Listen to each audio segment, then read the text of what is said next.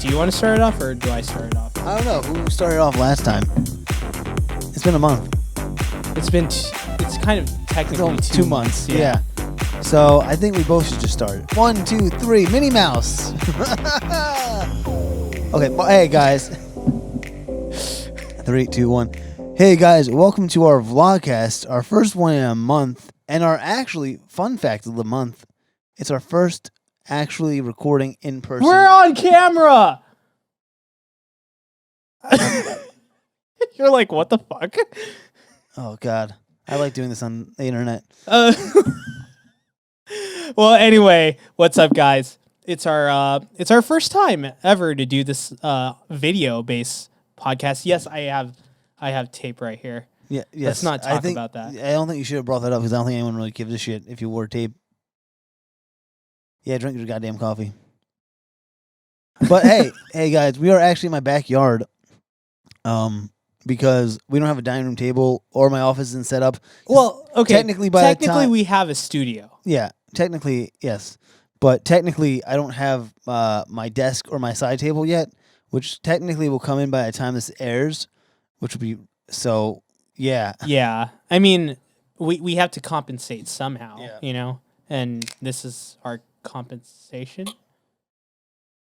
Yeah. Okay. Anyway, so we are outside. Basically, this is our first vlogcast in a while. Yeah. And we have a lot to talk about. It's been 1 week since you looked at me. 7 days since you left at me and said, oh, no one knows that. Bare Naked Ladies, right? Isn't that that was Bare Naked Ladies. I just... That's like one of those oldie goldie kind of things. Oh, oldie goldie. Oldie goldie, bro. Don't ever say that again. Oh my god. All right. Well, anyways, so we have a lot to talk about. There's a lot to discuss. If anything, I probably should have my phone out to talk about these kind of things. Did you write down notes? Because I don't ever come prepared for these things. Oh, Mark got an iPhone, everyone. Mark. Oh, yeah. I have converted. You have converted. I have converted. So I am officially an he's in the iPhone. He's in the Church of Apple. I am the Church of Apple. Is that Church what of we're Apple. Yeah. Okay. He's also, next thing you know, Mark's going to be a Scientologist. Conversion is going to happen. Conversion. Software version 7.0. Looking the eyes. Okay, Serge Tankian. Anyway, so regardless of that, let's do a little bit of housekeeping, if you can, my good sir. Give us that housekeeping. Oh my god, I forgot what housekeeping was for a second. I just we're professionals, guys. It's been a month, and it's also been a very long time since I recorded a podcast episode in general. So I'm kind of like, as you see, I'm on vacation mode. If you think about this, that's. Let me get to my Google Keep and get the notes out real quick because that's really professional of me to do that. Yeah, notation. Well, to be fair, I'm looking up stuff that we're going to be talking about on my phone as well, so it's no different. All right, time for housekeeping. Let's do it. Hello to my frame chasers. It's not Wednesday. It is a Sunday, and we are recording our vlogcast on that day. And if you already know what it is, it's a vlogcast day. If you're subscribing to us, you're on probably either Apple, Spotify, Overcast, Stitcher, Anchor, you name it, we're on it probably, except Google Podcasts, which is the only thing I can't figure out why. Dude, it's been like how many months? It's been almost a year. First off, we got to thank Artlist.io. I don't want to talk about it, okay? I actually tried to get this on Google Podcasts for a while, and I just gave up. I'm just giving you shit. But going back to Artlist, though, Artlist is a powerful music licensing platform created by filmmakers for filmmakers with thousands of new songs and a full year of unlimited downloads. You can find exactly the music you need for your project. I actually just recently used Artlist.io for a project I'm working on. I do another podcast called the Scrappy Entrepreneur Podcast with Paula Y. I'm the podcast, I guess, producer or engineer, whatever you want to call it. I also edit the videos for it too. And the recent episode that will drop, I used Artlist to actually find some music for the promo video that we did for it. And it was awesome, easy to use. I can download as many songs as I want to because of this unlimited amount of downloads you can do. You can download a whole bunch and then figure out what you want and shit like that. It's great, and you don't have to pay for each song like other programs like I'm not gonna say some names. Premium Beat. No offense, Premium Beat. I like you. After saying that, but guys, if you join with our affiliate link today, which is somewhere in the description, you can get 1 year with 2 extra months free. So check out our link in our description and join Artlist.io Dart.io, an inspiring music licensing platform created by filmmakers for filmmakers. Second, we have shirts, and did I mention we have T-shirts? Because T-shirts. Oh, and we got masks now too. $10 for the mask because we're in a COVID America, and we don't know when that's going to end. But the hashtag Frame Chaser mask. Yeah. I've gotten so many compliments on it. Sadly, I lost mine. I'm not going to I know. We had a whole spiel, guys. We were going to start out this Mark video. told me this yesterday. Oh my gosh. Okay, well. No, you told me this today. No, I told you yesterday. Anyway. Whatever. Regardless. I told him like, hey, let's start out this video, you know. I told you yesterday, but let's start out this video, you know. Let's put on our mask at the very beginning, and it's gonna say hashtag Frame Chaser. And dude, it would be a skit, and then he's just like, I lost it. Listen, I have worn that mask every day since I bought that mask, and I've used it at work. They gave us some shitty mask at work. I'm not gonna lie. I don't know if I can say that, actually. We might delete that part. But they give it, because it's, filtered. You know why it's shitty? I'll tell you why. Because you can't hear what we're saying. It's pretty bad. There's a lot of masks out there that you can't hear what other people are saying. These masks, I can actually hear what I'm saying, and people can understand what I'm saying. And it's very soft. They're very, light. They're very comfortable, actually. Even when I have, 5 day worth of fucking growth on my face from beards, it's still decently comfortable. And also, again, we have T-shirts. Hashtag Frame Chaser. I think filmmaking is my mistress. Is one of the newest ones that we have on there. Then also, we'll probably have it on the screen. Yeah, we'll have it on the screen somewhere. We'll do something. Yeah, something about that. Yeah. And last but not least, it's time for that part of the show where we ask you for money, and we ask you for donations. Because at paypal.me/CTF podcast, Cash App JDeMarco3. Also, we're accepting Litecoin, XRP, Bitcoin, any cryptocurrency you see in the description. We are taking that now. It's going to go straight to our trust wallet. We are trying to make, the monies so we can do better things for you guys, because that's the most important thing. We have a lot of ideas, and without those donations, we can't provide those ideas to you guys, because honestly, the production rate can only get better if you help us out. And I burped.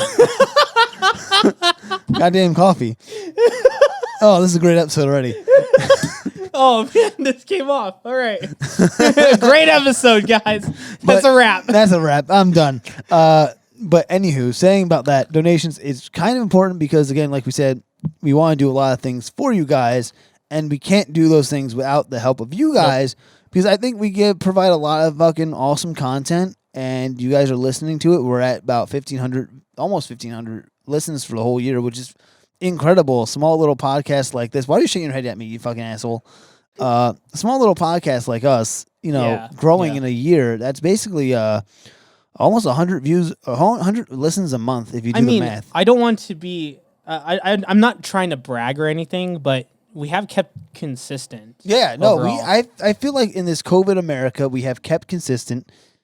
Yeah, it's COVID. I don't know, whatever you want to call it. This America where we're all locked down, and a lot of people weren't doing things for the last month. If you're listening to the podcast and not the video, basically I mocked him. He did. And but yeah, no, seriously though, in the year that we had so far, and it's almost a year, which is incredibly crazy. Think about it that way. Yep. And we're getting amped up and ramped up to get to season 2, I guess, or year 2 technically. We don't do seasons. We just fucking produce shit. We just keep going. We just keep going. Yeah, that's all we're gonna do. There's over 100 people I listed on a list right now in my computer that I need to talk to. But yeah, man, it's been a crazy year so far. I mean, I didn't expect it to get this many views and this many listens, and people are really enjoying it, I think, and getting a lot of compliments. So thank you for everyone listening. I know no one really listens to the Vlogcast, to be honest, but we like to do this for you guys anyway. I mean, it's fun because we get to talk about, if anything, it's just our personal thing. Oh, yeah.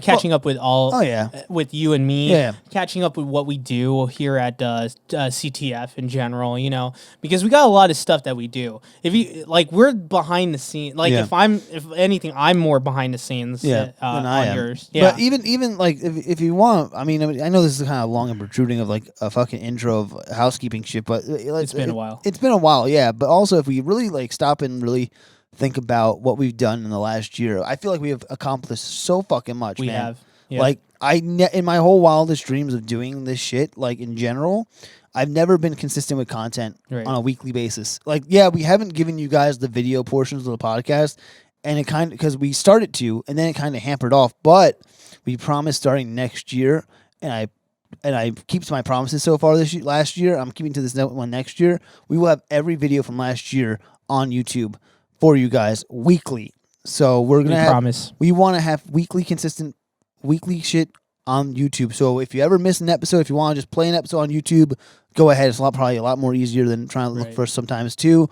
We're sparking this off because basically this is the first ever video. Yeah. Like first true video for a vlogcast. Yeah, for a vlogcast, and also like for the future podcast that John is going to be doing for like a change up, as what we like to say, like an overhaul of this whole thing. Yeah. And now we have enough, me and him doing video editing and all that. We are able to do that now. We are able to basically edit these properly to bring it out to all of you guys.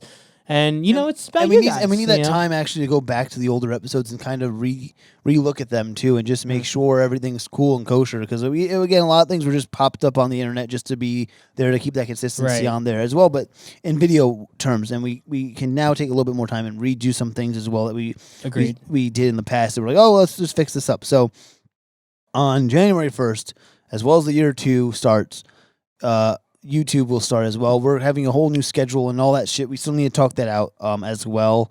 But there's a lot of things going on that in year 2 it's going to be crazy. Right. I think. Right.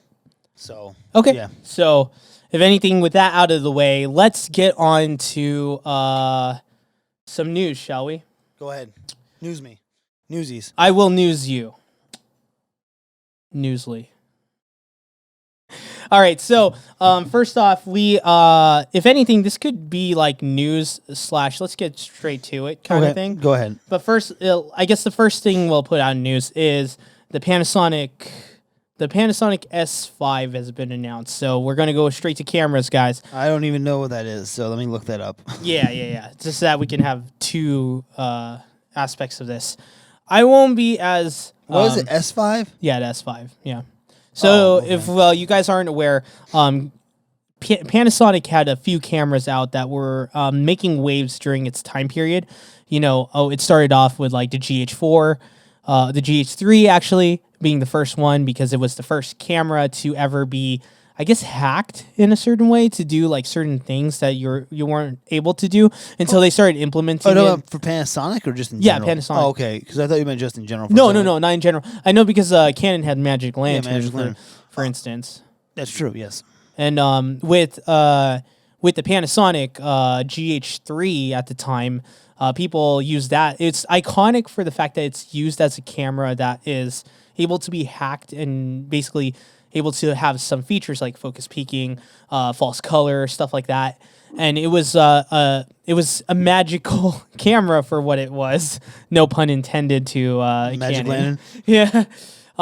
But then we had the GH4, which was I think the first ever Panasonic 4K camera. Yeah. In the masses, I think so. Because they had I think Panasonic's is the Vericam.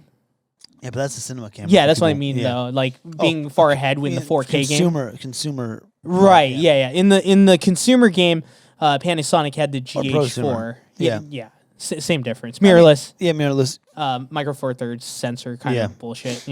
Which, if you notice, that's kind of going away. I knew that was weird, right? I mean, like we had this whole time period where it was just that. Yeah. It was crazy. And now everyone's going back to Super 35. What are the odds, right? Okay. Anyway, who would have known? Who called it? So now, and if you guys, for anybody that's listening, he pointed at himself the whole time. I was saying with the GH5 was revolutionary at its time. Yeah. You have to admit, it was the first camera to do 422 10-bit. The GH5, right? Yeah, in its category.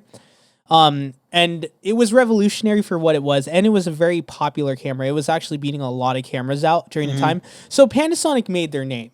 Yeah. And I think their latest ones are the S1, the S1H, S1R, I believe that's what they call it. You know these. No, these S1, S5S or whatever it's called. That S5. no. There's 3 S1s. There are 3. I only thought there was 2. S1. No, there's the S1H. S1, which is like their basic entry. The S1R, which is like their photography one, and then their S1H, which is video centric, like fully all about video features. Why don't they just call it the S1V? You know I what don't mean? fucking know. I mean, I don't Fucking understand Panasonic. people's. Well, okay, so the S1R is about 2,000. Yeah, that's the photo one, if I remember S1, correctly. let's see, is sorry. Oh, by the way, I'm drinking coffee off of a Minnie Mouse mug. The S1, which is kind of stupid because it's like $1,900. That's the one that our friend has. Yeah, but like seriously, for the S1R, you can get like for $1,000. no, but it has more. But it has it doesn't have some features on the S. And then for the S1R. S1H is like $3,400. Yeah, that one has all the features. Yeah, which is okay. It's like Yeah, it's kind of like limitation kind of bullshit. The one thing that was like appealing about it was its full frame sensor.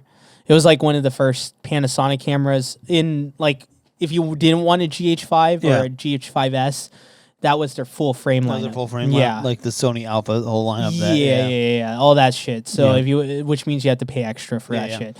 Which honestly, I didn't really dig Panasonic doing it. I mean, there's a film I still haven't released. Yeah. That is shot on an S1, and it's a nice camera. Yeah. Would I pay money to get this camera for its features? It's nice. Don't get me wrong, but yeah, it's not worth the price range that it was given. Yeah, I mean, yeah. it's cool and everything. I mean, it has all those special features, but is it practical for most things? I mean, maybe if you're a high-end photographer and videographer, I mean, like, you know what I mean? If you're doing like, maybe if you want the best of both worlds in like the sense of like doing fashion photography and like, right. all like videography, Right, all right. that like higher end shit, and you have like a good amount of clients, I would say maybe do that. Yeah, one. maybe. But like, I don't know. I was never big on Panasonic. The only Panasonic I ever liked was the AG or AGB fucking VX set, whatever that fucking mini TV Right, 24. Yeah, I know what you're talking about. that Yeah. fucking thing. The older one, right? Yeah, right, old one, Yeah, mini yeah. DV back in the day. Yeah, mini But DV. by the way, did you know there's a rumor going around that Panasonic's next cameras are supposed to look like the Z Cam? I've heard of this. Yeah. I think I've seen like a little bit of I saw a video, but the guy it showed no pictures or anything like that. The guy was just talking about it. I didn't really watch it. Yeah, it's kind of like how they did with the Blackmagic. Yeah. The Blackmagic cinema cameras in general. Yeah. Like how they're like, here we got an enclosure. We got what is it? A concept art that you guys could check out. Oh yeah, that concept art. We Yeah. saw. You know what, dude? Honestly, if that concept art for that Blackmagic 12K was that, I would be so much. I would be so much more happier to see same. that, you know, like I would be at my happiest. You see me. This is how I smile. This is how I smile with that camera. All right. Well, a smile. Right. Oh, a smile. A smile a mother can only love. Okay. So regardless of that, so Panasonic. Let's get to the main topic. It's kind of went on a tangent about like the history of Panasonic. We are talking about the Panasonic S5. So the Panasonic S5 is the newest camera that is like lower than the S1, something like that. I don't know. It is. It's 2,200 or something like that. Yeah, it's I guess it's like their true. What would I say? What would you call it? Like a true entry? The true entry type of. To be honest, I have no idea because Okay. I didn't really know about this camera because I was moving probably when the time it was released. That's why. I'm sorry, okay. it's $2,000 for this camera. Yeah, it's really cheap for what it is. Yeah. It's the same price as a GH5S, and I Yeah. believe it's a full frame camera as well. It looks like it. I didn't really read. Now, does it have? I guess like the biggest thing is I think I kind of briefly looked into it. I believe it is is low light capable, like cool. GH5S. Dual ISO? Dual ISO. I'm not completely sure. I can't really tell you for sure. But I guess we'll find out as I'm reading about, as I'm refreshing my mind about it. Refreshing the mind. And refresh the mindset. Okay, so it's called the Lumix S5. It shoots in 4K, up to 30 frames in 422 10-bit. See, now that's interesting because isn't the S1H like 5.6K?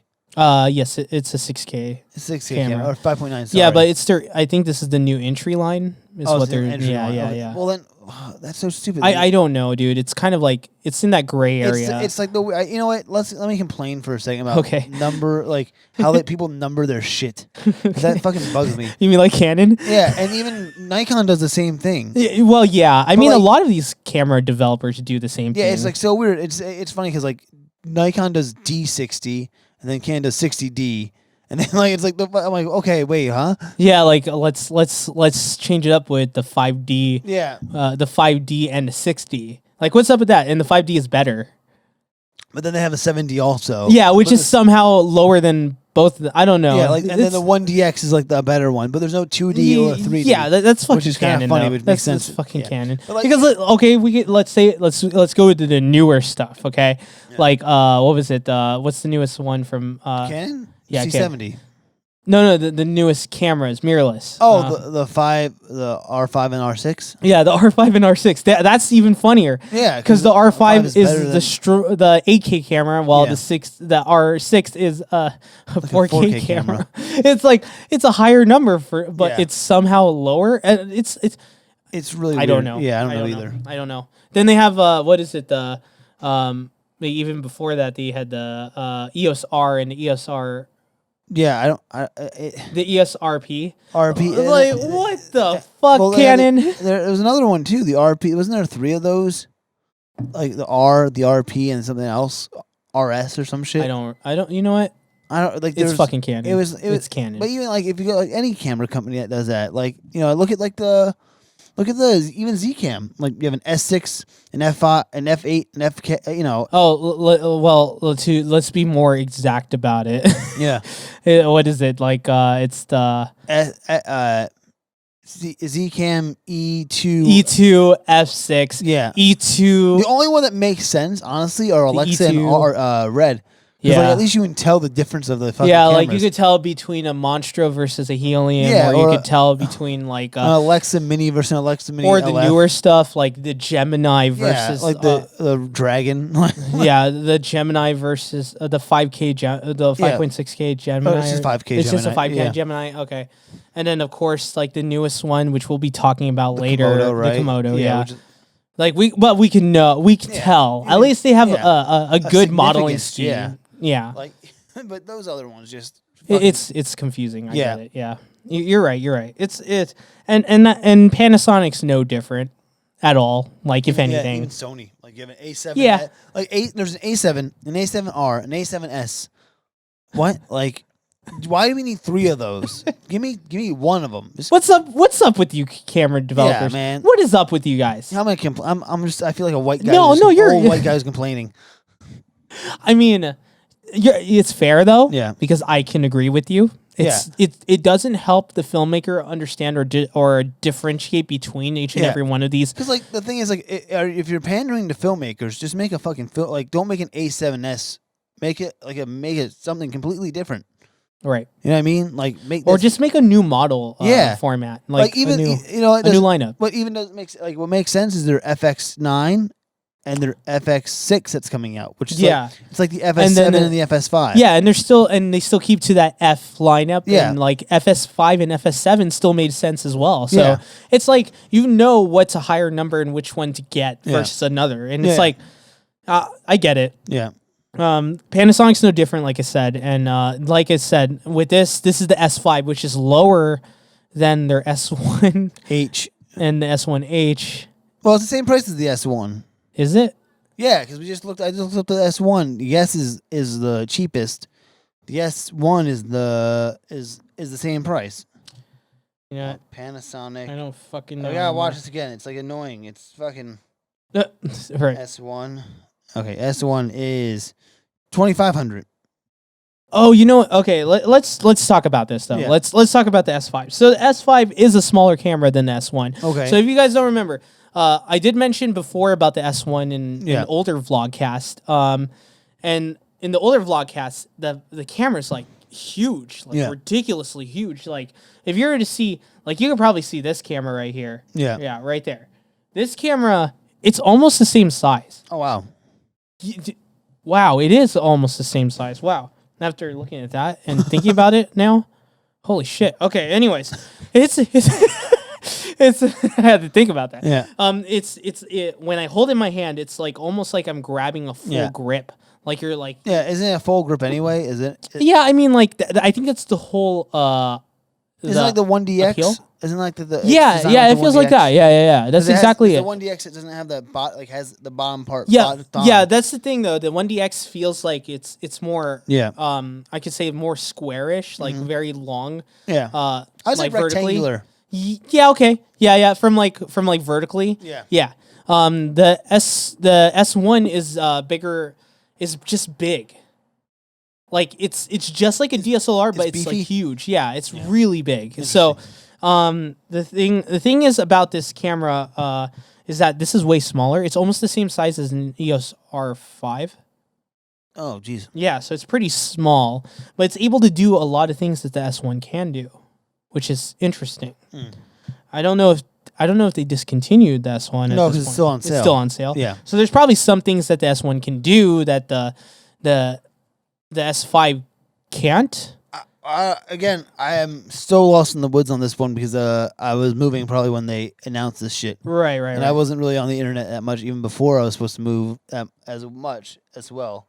Gotcha. So let me talk about specs real quick. Yeah, go ahead. Let me just get the best spec sheet because this is fucking annoying sometimes when they don't give you everything off these articles. I apologize, people. Why don't you just go to B&H and... Yeah, that's what I'm doing right now. Okay. If it will load. Shout out to B&H. Please sponsor us. They won't. Shameless. I mean, if they do, that'd be awesome. But hey, I'm still trying to get sparkling. What was it? I gotta reach out to a water company. Sparkling Ice. I still want Sparkling Ice. If you're listening to this, I would love for you to sponsor us because I love your water. All right. Let's talk about specs. Why are you yelling? I feel like you're yelling. Ah! I have neighbors now, asshole. I do. Or you do? I do, yeah. I have neighbors right behind me. Oh.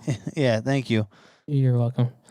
I was like, I'm like, is he deaf now? Like, did Marco deafen? So it's a full frame camera. Yeah. So it has the GE in your shirt is, yep, there you go. You might just want to blur this out. Yeah. Put your hand over your heart like a fucking statue, like the flag. I think we'll be okay. All right.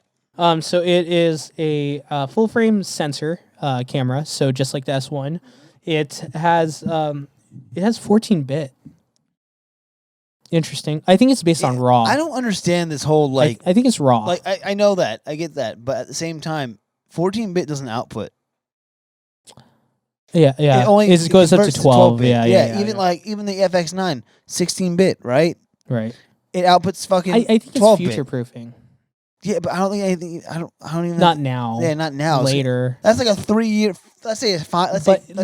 Let me counter with that real quick because Go ahead. there is a Sony camera that's able to do. I think it's called the 1X 500 or something like that. Yeah. It's a Sony camera that's able to do ProRes RAW. Yeah. Now because it wouldn't update, but it's a 12-year-old camera. Oh, okay. So I think they're thinking of long term like that. Well, that's really fucking long term. I feel like It's extremely long term. That's extremely long. I feel but you know what? I think that's what they're trying to do. Now I get it. I get it. I mean, seriously, like the life. But explain the 12K then. That's the whole fucking issue. Because I understand 16-bit RAW. I understand that shit. But I just don't get okay. What kind of bugs me about it is the lifespan of this camera is gonna. Oh, Bear wants to come outside. The lifespan of this camera is not gonna last the amount, the camera, the new 3 new cameras are gonna come out by the time that camera gets. Oh, I see what you're saying. In terms of releases. I know people still use the F5 and the F55. No, not the FS5. Oh, the F5. Okay. F55. Those things. I know people still use that shit, but are there still firmware updates for those cameras? That's my question. You know what I mean? Yeah, I heard they do. They do? Okay, because then maybe it'll be different. I don't think it has ProRes RAW though, like the other. Yeah, it's not gonna have ProRes RAW, but still, you know what I mean? There's. I think I get what you're trying to say, and I do agree. With you. But that's Bear. I do agree with you, and the longevity of these, especially when they're releasing it, like rapid fire, right? Yeah. Seems like it's always releasing. Something new is coming out. 2020 has been the year of cameras. Yeah, like it's ridiculously fast. It's like the Chinese New Year of cameras. I mean, that's one way of putting it, but like you're right. It's just the releases of these cameras are a little bit too sporadic. Like they just constantly release it like every year, and it's like sometimes we can't keep up. Yeah. And it's funny because like now I feel like when we get to, like these cameras, it's like, oh shit, my shit's obsolete already. Yeah, yeah. And it feels kind of shitty if you really think about it. It does, but it's funny because people always forget like the body won't last forever, but the lenses last forever. The lenses do. Yeah. That's true. And it's still, so if anything, guys, just keep that in mind. When you buy a camera, just know that what you're buying will go obsolete. Yeah. Well, not obsolete, but you get what I mean. But like you're gonna have to upgrade your camera in a handful of years. I mean, seriously, I know there's still people shooting with the C100. Right. I know there's still people shooting with like the C500 original one. Right. C300 original one. Right. Like those cameras are lasting a very long time. Yeah, and they're cinema cameras because they're thought like, of with longevity. Even the FS5 and the FS7, those are longevity things. But like if you look at, here's a perfect example of a camera company that doesn't like think about longevity. Blackmagic. And I love Blackmagic. I have a Blackmagic. No, I'm being serious. I know. It's funny how you like mention them because it's mostly about that 12K camera. It's not about the 12K camera. I was going to talk about my camera. Oh, that's right. You know what? Let's do that later. Yeah. About the. I do want to talk about that. That's actually a very good story because that's when I first met you too. Yeah. So if anything, we'll get to that because this camera that you're seeing right now in the back of me is the camera we're talking about. And there is history about this camera. Yeah. It's not good history. I'll just let you guys know that. But all right, like going on to this, this has 5-axis stabilization. So IBIS, it's actually true IBIS. It has it's able to do 42210 bits. So it's just like a GH5, like in every single way, an S1 and all that. It's just with full frame, and they're making it cheaper. It's the same price as the GH5S. So it does all that 4K nonsense with 42210 bit. It's able to do, oh my gosh, 4K 120 slow mo full frame. It does it? I don't know. I'm just guessing what you're saying. Oh my gosh. No, it just it. You said, "Oh my gosh!" I was just guessing. Yeah, it closed on me. That's why. 4K 60 frames. You could have said that instead of just, "Oh my gosh." Well, I'm trying to keep my. No, just kidding. Frank the Tank, calm down. So it's 4K 60. Yeah. It has Vlog, like full Vlog, right? Yeah. Not light. Yeah. Yeah. So that's pretty cool for what it is. It has HDR recording. Okay. It has dual native ISO, so it is a GH5S in a way. So it's able to do it like the A7S. It's just a more packed GH5S. Yeah, it's a high end, better version of a GH5S. See, this is what's going to make no sense. Even better than A7S2 as well. But this is where it comes. It makes no sense. Okay. Like you get the GH5S, right? Right. You make this camera. It's full frame. Yeah, I know. Let's not talk about frame size for a second. Let's be let's forget about Micro Four Thirds. Yeah, nobody talks about that anymore. Let's talk about the camera itself. Okay. Now this camera comes out. Okay. Let's say a year down the line. Okay. Or even like 6 months down the line. You know. Yeah. No, I got you. GH5, the GH6 comes out. You know what I mean? Right. The next like, well, I don't even know if that's going to happen because the S1 and all that shit. But at the same time, it's like it could happen. They still may have GH5S when the S1 came out, which will be a Super 35 watch. But like you know what I mean? Like they're gonna pack the same shit in the GH6 or like add you're one right. extra thing. And it's usually like that high end thing that you couldn't afford at the time. Exactly. It's just a fucking like you hit. Yeah. If you want to talk about, it's like this is about cameras today and like the amount of pain we all feel. All right. Yeah. Like I was saying before, when you get a camera, make sure to buy the best lens possible. You could cheap out on your body. It's fine. Yeah. So. It's the win mark. It's okay. Overall, guys, that's pretty much what it offers. It even has HDR mode. I think that's pretty cool. That has HDR recording, but then that's just another feature. Yeah, that's like that's like it's brand new and nobody's really going to use it probably. Yeah. Not in like real scenarios. I don't know because I've been watching a few videos and we're gonna talk about this camera in a second, the C70 stuff. Right. But like people talking about the PQ and the HLG recordings and how hybrid log gamma. Yeah, I believe it's what it's called. Yeah. And the PQ one, I don't know what that one stands for. I have no clue. But that's the better HDR out of the two, apparently. Well, it's so my understanding of it, and this is based on like what I believe what colorists do with it.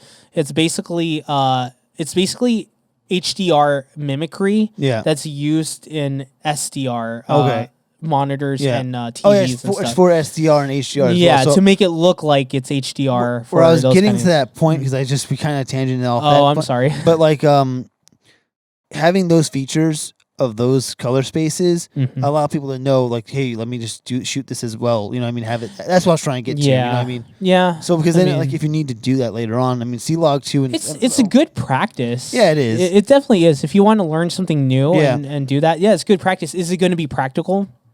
Who knows? I don't think so. I honestly don't think so. I mean, who's really shooting HDR that much? Yeah, because if anything, we're airy and red and all that. Like, let's be honest. If you're doing actual real film, they're not going to implement that into like what they have in cameras because you can already get the raw signal. Yeah, and basically the work with it. The raw signal is technically an HDR. Yeah, it's the highest. It's the highest form of quality you can get. I think the reason why they add those HDR that's what I was getting to. I think the reasons why they add those. I mean, we'll talk about it again. Right. Is because it gives you that closest to raw quality, probably. Oh, for like consumer grade. Capabilities. So if you wanted to get the C, I mean, I know we're skipping. I'll wait. I'll just wait. Sorry. I know I'm skipping ahead. You're fine. You're fine. Trying to bring around the points to the whole like HDR No, thing. you got some good points though. Yeah. It's true. I didn't even think about that myself. Yeah. Like it's true. If you're on a budget. Yeah. If you're on a budget. Which everyone is on a budget. Everybody's on a budget. This is your way of getting raw.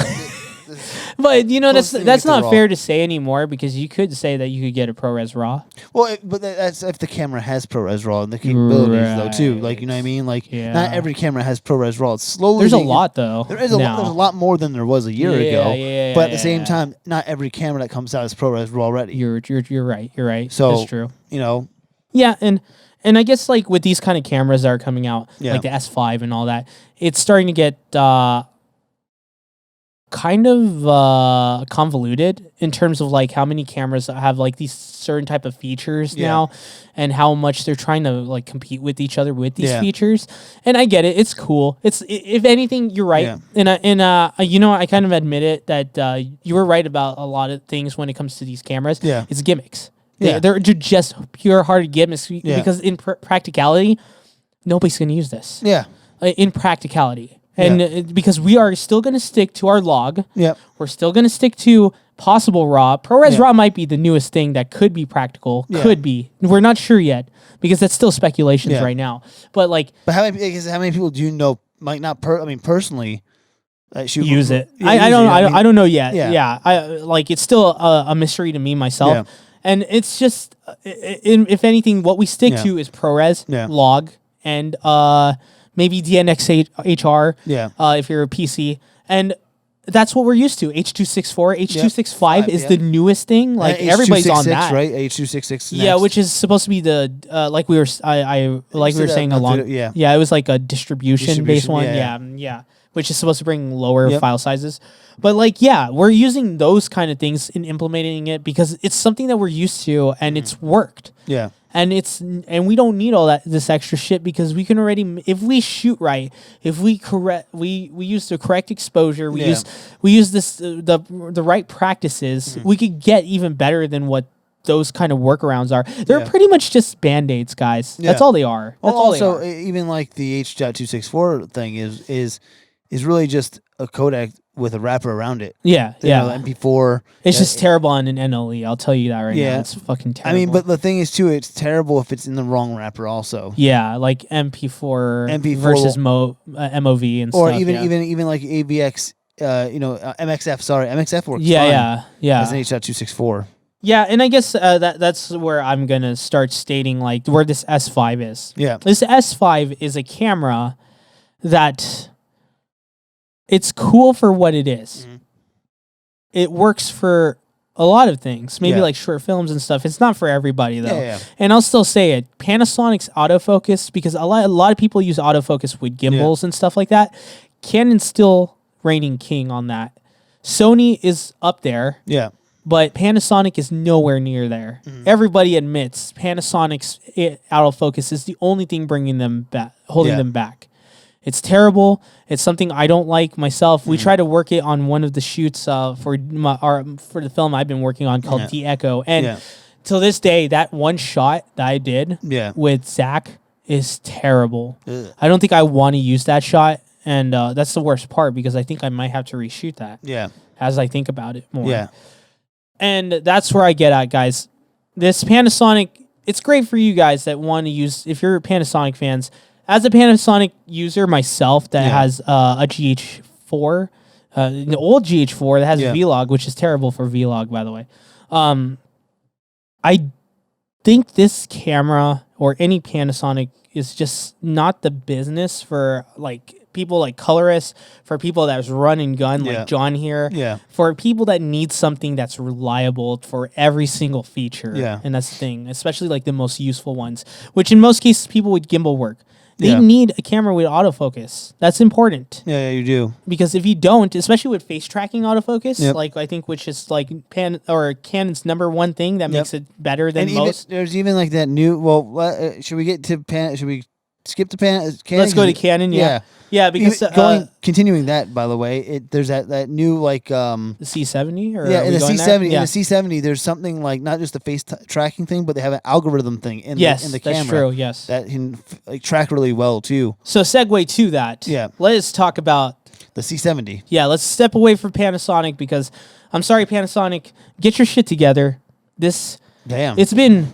I'm going to say it straight up. I think as a Panasonic user, I have a right to say this. You do have a right. You have a right to say whatever you want. And it's been fucking I don't know how many years. You still haven't fixed your goddamn autofocus system. That's pretty bad. It's time to fix it. Yeah. This is not working anymore. Contrast based autofocus. Come on, guys.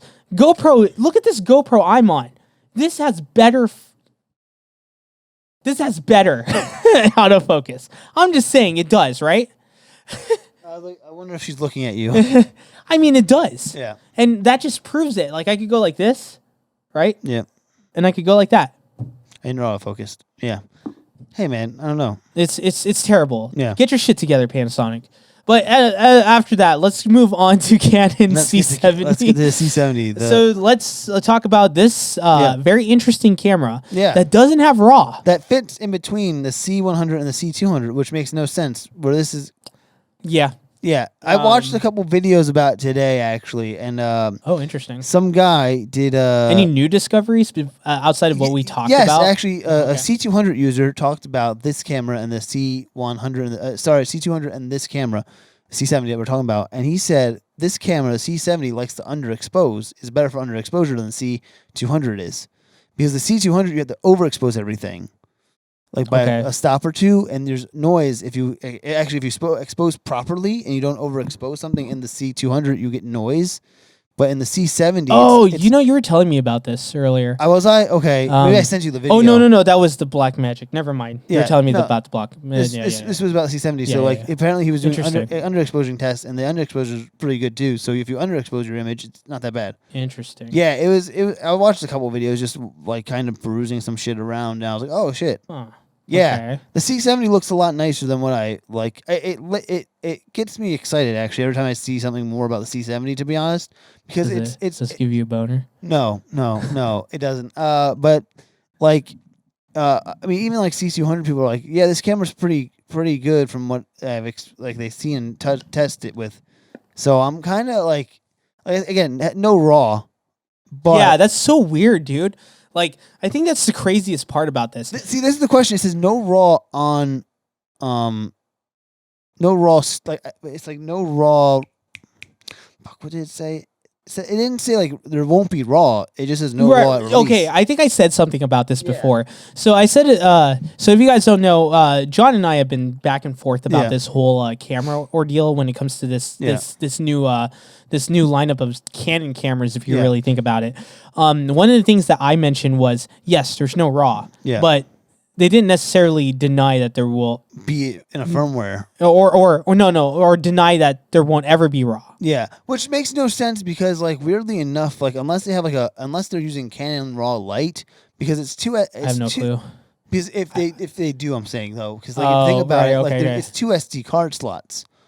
You know what I mean? Right, and then a CFast Express. There's no CFast on the thing. Oh, it's just 2 SD card slots, and it's V90, so it's like 300 megabyte like SD cards you need to use. Oh wow, that's pretty high. Yeah, okay. it's very like if you look at it, it's very high. Like that's a very high speed. They're recommending that with B&H. If you now, can you afford? Are those expensive? Those kind of SDs for about 128, it's like $191, I think. Holy shit! But it's cheaper than the CFast Express and CFast. Yeah, it is. It's just that's fucking expensive. Those are the higher end. Yeah, those are the higher end SD cards that write 300 fucking megabytes, and that's what you're fucking producing actually. Right, because you're doing because if I remember correctly, let me do your specs real quick and we'll talk about it. I think the spec sheet does say that like if you're doing 4K, it does like 400 megabytes. Yeah, 422 10-bit, and it writes a lot of data. It's kind of like the GH5 where it was like its own thing where it does about 500 megabits megabits per second in terms of like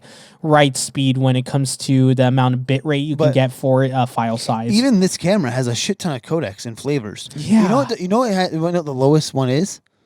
720. Still shoots 720. Now, what is it really high frame rate 720? It's like 60, I think. 720. Wow, that's disappointing. But nobody ever uses that. No one ever uses use 720. That what about 1080p? You know what? I'll figure this out. Yeah. Okay. So 1080's 180 frames, I think. Okay. But it's cropped in a little bit. So let's get let me get the true spec sheet on this, because this is a very, very, very, very new camera, like an ultimate camera.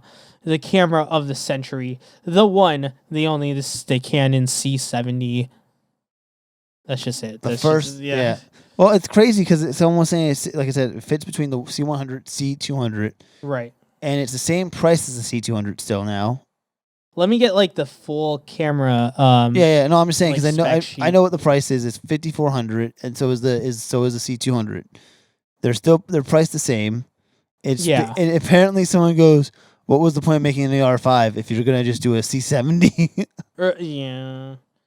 Yeah, there's a lot of like speculations about this camera that's kind of like controversial in its own right. Really? Like in terms of like what it's offering for? And what is this meant for? And most people argue it's probably a gimbal based camera. It is a gimbal based camera, but run and gun and shit like that. But even who is truly the ones that use it? Because there's other cameras like it that's cheaper. Like what I mean, but then you have all those extra features like ND and all that, mini XLRs and stuff like that. You have a lot more features than you like. I think for the price it's not that bad. No, and I think let me just try to get like the actual spec sheet, like the whole thing, because I remember I brought it up one time. Okay, so there's no recording limits, guys. There's always a plus. It doesn't overheat. That's always a plus too. It takes the same cinema batteries. Yes, it takes the same cinema batteries as like the C300 Mark III, C200, C200, all the cinema based because it is a cinema camera. Yeah. Now, what's weird about it, and we'll probably put it on screen, it is a camera that looks like a mirrorless camera, but it has a weird body shape that makes it bigger. Thicker body. Yeah. It is RF. RF mount, and you can change it to an EF mount. Now, here's the funny thing about RF, guys. It replaced Micro Four Thirds in a way as the new way of adapting. Yeah. Because Micro Four Thirds, I think one of the coolest things about Micro Four Thirds at the time, is you can adapt to anything. Yeah, you can basically put a speed booster on it, and now you can RF can do speed boosters now. Yeah, but now with a Super 35 and all that. Even the craziest part about that is if you put the EF speed booster that they made from Canon on there, it's $600. I looked at the price. It pretty much looks like a full frame at that point. It's a full frame. Yeah, It exactly. keeps your full frame. Right. And while the Micro Four Thirds is like, if you put that on there, it's it changed to a Super 35. So in this way, this is kind of an upgraded version of what I would think of Micro Four Thirds it would have been, or what wish it was. So it's a Super 35 dual gain output sensor. So it's just like it's C500 Mark II and it's a C300 Mark And also, III. did you know that? Did you know that Ari used the same dual gain system? Yeah, you were saying something about that. Yeah. So the main thing is that you're going to get RE-like features in terms of like the log profile and the dynamic range that's offering. I believe it's 16 plus stops. But we'll see what that is because everyone says like you can't trust manufacturers. Is it the dynamic range? Is it supposed to be 16 plus? It's saying 16 plus, but again, so we're you not don't truly sure. Yeah, okay.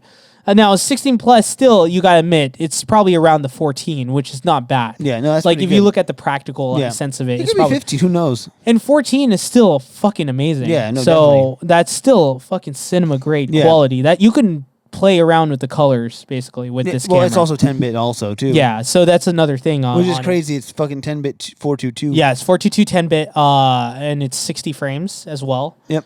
Even 120 frames. You could do 120 frames 4K. I think there's a limitation to that though. I think it's like I think it goes down to a Super 16. No, it doesn't. I don't think so.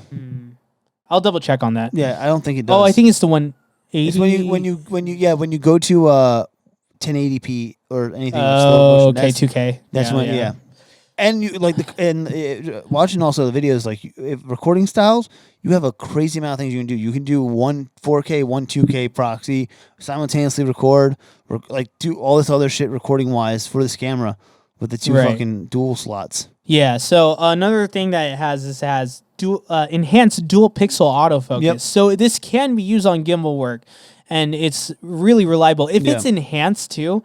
And that's the craziest part. It's enhanced, so it's better than... It's that algorithm that we're talking about earlier. Yeah, it's much better than an average Canon camera. So there you go. Yeah. This is probably one of the best gimbal cameras you can probably have. This will be the best gimbal camera you will have at this point right now. Right, without using like a follow focus or anything like that. So it's very reliable at this point. I actually just saw a video. I know this is kind of speaking now about the C70, but I just saw a video where a guy used the C300 Mark III, had it open wide, right? Like 1.4 on the lens, and he used autofocus, and my God, the focus on the guy, and he moved back, and it's still in focus, and it's the most beautiful thing I've ever saw in my life. That's cool. I was like, holy shit. Yeah, if you guys don't know, if you go slower on the aperture, you get a much sharper image, but you get less of depth of field overall. So a little fun fact to know about cameras and how to use them properly. Or in different ways. Now, this is what confused me for the longest time ever since we heard about this camera. Oh, the image stabilization. Yeah, so it is. So it that. is IBIS. It's a form of IBIS, and I finally understand it now. But they call it enhanced image stabilization, which in this case it was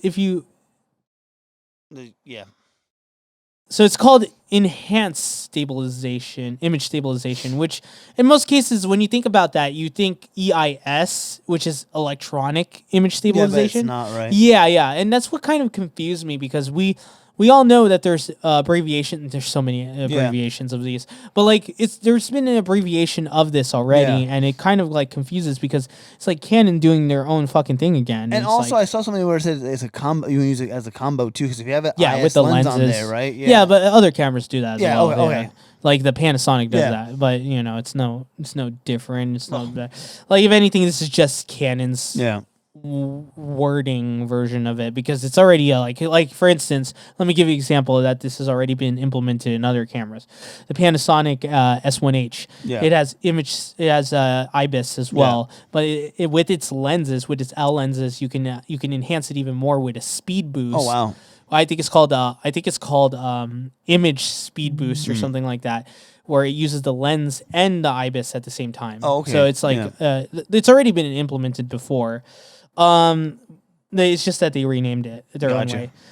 It does use XF AVC, which if you guys don't know, that's been the file format of Canon's exclusive codec that's been used, just like how Sony has that AX something, AXF or something like that. yeah, something like that, yeah. And it's a higher quality version than the MP4, and I believe that uses the new H.265. I'm sorry, it's wrapped around the MP4 and it's wrapped MOV. around the MXF. Actually, yeah. It is a higher formatting. It's NLE friendly. Yeah. So it's something that you can use possibly. I don't know the exact specs on what you could use it on in terms of like what it's available, like 422 10-bit or anything like that. The Intra's more codec friendly than the long GOP. Yeah, right? That's right. So Intra, if you guys don't know, so Intra is the more user friendly, right? Yeah, it's user friendly. It's a lower bit rate. It's lower file sizes and stuff like that. It lets you shoot really, really long. Like for instance, like our cameras right now. Intra just lets you. They call it all I is another term for it. Yeah. It's basically lets you record like longevity wise. Yeah. There's long GOP as well. Long GOP. If I'm Grand old party. I think I'm getting this right because I think I have to I have to like research this a little bit more because I think I might be flipping it around. No, I don't think you are. I think the GOP is actually the one that's like it's like short like maybe 30 minutes or something like that. Processor heavy, I think. Yeah, like that, where you long GOP has a larger bit rate. Yeah. But it has a lot of like it's more prone to issues over time, but it has a better quality, which I think you could use H.265 with, which is honestly a better codec than H.264 because it uses that new quality, that new high end everything. Now let me ask you this: Would you rather use a long GOP if you're doing a movie over Intra, or would you? I would use Intra no matter what. No matter what. Okay. Yeah, I'll be honest. Like that long GOP is great, but I don't think it's reliable. Okay, all right. Just wondering. In my opinion, because that's something of just the data rate size and let me state this too. Like, no, I'll get to that in a bit. Yeah. But it has to do with ProRes. Oh, okay. Yeah. So overall, it has dual SD card slots, like what John said earlier. It's able to record simultaneously, so it's able to record the high end quality, and it's able to do proxies as well, which is pretty cool. What I said earlier. Which makes it easier on your NLE, basically, because I think they know that H.264 and all that is such an issue. Offline, online editing will be such a breeze. Yeah. And you have to worry about transcoding and then fucking... Right. That's exactly what they're doing. Another thing is that it has dual mini XLR ports. Now, I wish it was full size, but you know what? For what it is, it's what we need. Yeah, but you know what, too? Like, someone mentioned this, like, what's the... Like, it's an XLR. It's a locking pin. Yeah. Why, like... Yeah, I mean, yeah. It's maybe, just... Yeah. But maybe it's just because of the audio guy. Yeah, kind of thing, it might be because I mean it still does the job, right? It's not like there's nothing different on a mini and right. And then of course it has 10 stops ND filters. Now it's individual filters. It's not END or anything like that, but still not bad. It's not bad at all. It's amazing for what it is. So that's pretty much the spec sheet on this camera that we could go on bare bones. Now it's kind of hard doing this on the phone because usually I have much more of a detailed corresponding like spreadsheet that understands every single thing, but we're not going to go in that because that's too much to do. And if anything, like we can do that now per se because we have video now and we can probably show it on the screen and all that. But at this point, like I don't have my laptop right now, so if anything, it's fine. Yeah. Main thing is, guys, what do you? I want to ask John this. What do you think of this camera overall? You know what? Every time I watch videos of it, I like it more and more, to be honest. Okay. I actually like, what I mean? Like, it is like, I know it's not raw. I know. Yeah, I know. But I think that's the one thing that we didn't explain to people as much or in definition. But even that, you're still getting a Canon log image. You know what I mean? Yes. So, to be exact, you could get up to Canon log 3. Yeah, and even having going back to the HDR thing, you have the idea of you have closest to C-Log 2 and C-Log 3. Which C-Log 3 is much flatter than C-Log 2. And even, I found this out about the C200 today, you can't use C-Log 2 while in RAW or something like that. There's something you can't do with C-Log 2. I think it's on a certain I don't think you could do 10-bit. No, it's something else. Like you can't monitor C-Log or some shit like that. Interesting. Yeah, there's something on like weird. a monitor or something. I don't remember exactly. I watched all the videos earlier. We are sorry. We are very ill prepared for this. Like, yeah, if anything, well, no, because it was on like one of those YouTube videos. It was like the same one I was watching because I watched a bunch of videos. Right. So I don't remember exactly everything everyone was saying because there's so much information I was listening to today, and I was so busy with other things too that you're fine. I get the idea. So if anything, like you're liking it more and more as you think about you it. forgot something very kind of important too. Go ahead and say it because I probably did forget it. It's the capability to shoot vertical video on this thing. Oh yeah, that's right. Like that's pretty that's cool. a pretty cool thing. I mean, because the biggest thing right now is Instagram and TikTok and even like Facebook stories, anything of that nature. And, it's now that's a double-edged sword on its own, though. I can say, like if I were to say, like, can I be honest about that? Go ahead, be honest. Like it's cool, right, that you could do that, but like, are you looking for this kind of camera for that kind of stuff? Well, though it's not about that. Someone mentioned today when I was watching the videos is that clients are asking for more vertical video based content. Oh. So having that capability to do that is a good thing. But okay, let me add this then. There is this new there is a new gimbal, right? Yeah. It's called the Crane the Crane S2S. The new one, yeah. the new one, the new Jian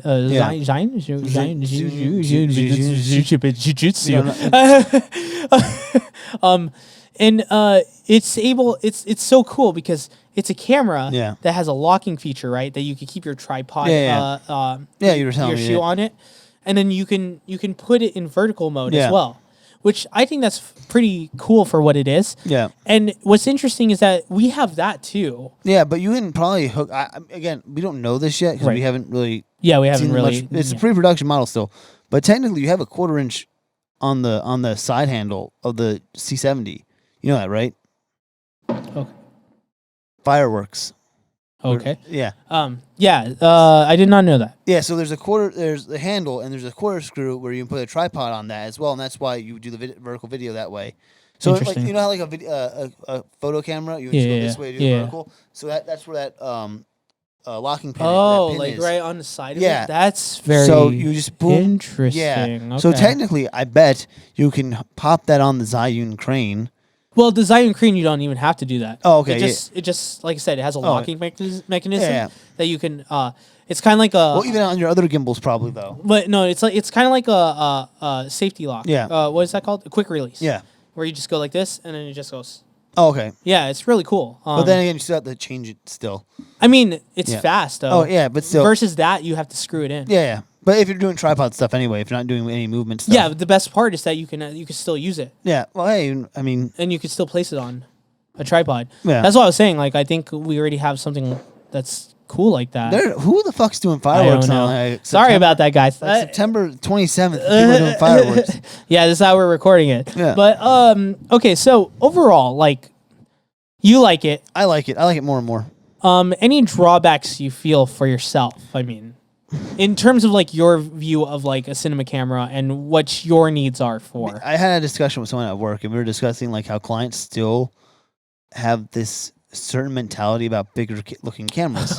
Okay, that's another debate. no, like because I was talking to someone who has like he goes, I have an A7S III. I have like a couple Sony cameras. Very good camera. And he has an FS7, right? Okay. The reason why he brings out that FS7 is because clients are still like they don't want him to come with like 2 DSLRs. They want to have something bigger. You know what I mean? Yeah, that's still that whole thing about it's the whole that. mentality Yeah, thing, yeah. but still like it's a compact camera. It's a good. You know what it is? This camera, I think, is gonna be a good running gun camera. Good B camera, and a really good camera for indie artists. I think as well, indie creators or the YouTube creators as well.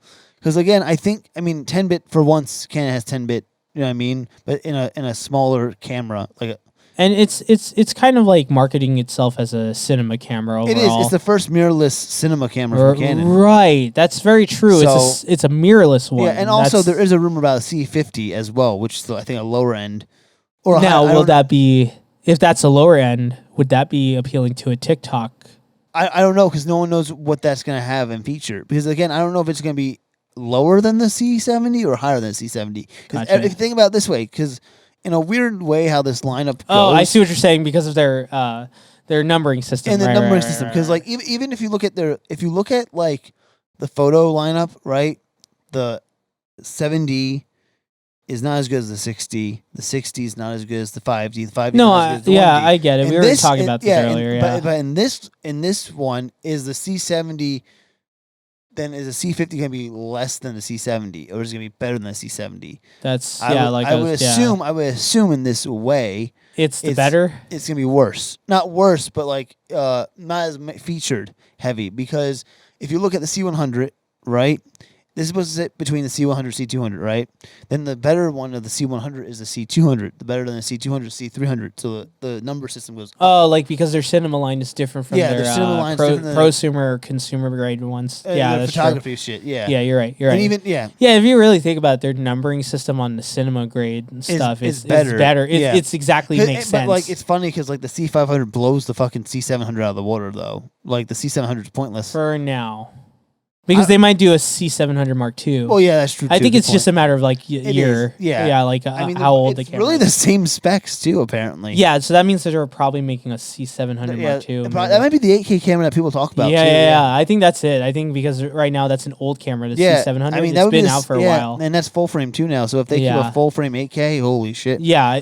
Okay. So overall, How do you my feel about this? my take on this is, it's a weird camera. Yeah. It's very weird. For one, the body. The body is weird. And let's put it on. We're gonna put it on the screen and everything. So the body looks weird. Yeah. It's very. It looks like a mirrorless camera. Like it's a fatter mirrorless camera. It looks like an EOS R on fucking crack. And it's steroids. Yeah, on HGH, steroids. There you go. Yeah. It's roid raging right now. Yeah, it's HGH, horse hormones. But the other thing is like, it's cool for what it is. Yeah. Don't get me wrong. It has all those features that I consider to be like high grade. Yeah. The thing is, it's like I said, it's on roids. It's basically if you had an R5 that's stick to 4K, right? Yeah. And you wanted to have all the stuff that you couldn't get on a regular consumer grade mirrorless camera, like ND filters, XLRs, XLRs, and also like the what was that? The 14 to 16 16 plus stops of dynamic range. Plus 4K 120. I don't know if that's 4K 120. That's fucking amazing. Let me ask you this too. Sorry to cut you off. Do you think the price justifies what that camera's worth? Do you think it's worth that price? The 5400 that it's worth? I mean, but well, okay, that's kind of a hard question because we have the C200 as well. That's true too. And that's kind of tough because C200 is close to the same pricing. Now remember this also. But we forgot to mention also that time code is SDI on that camera. It's only HDMI on that. So that's another pro thing that's not in this camera. That makes it kind of weird because it's a cinema camera. Because that's actually been a standard for most cinema cameras out there. But again, maybe they didn't do it because it's a To be fair, we're going to probably do this. We're probably going to segue soon to Red with the Komodo. Yeah. That doesn't have SDI as well. True. Yeah. So, I mean, if anything, I feel like we're witnessing the first birth of cinema cameras in the consumer lineup. Yeah. Well, I think the problem, like the thing about, like, I don't know if you'll agree with me on this, but SDI and HDMI, I hate fucking HDMI. It pops out so easily. There's no really... Well, full. I rather have a full sized HDMI versus a mini HDMI. But still, like, it's gonna pop out. Like, there's always more of a way of that popping out than SDI because that's a locking pin.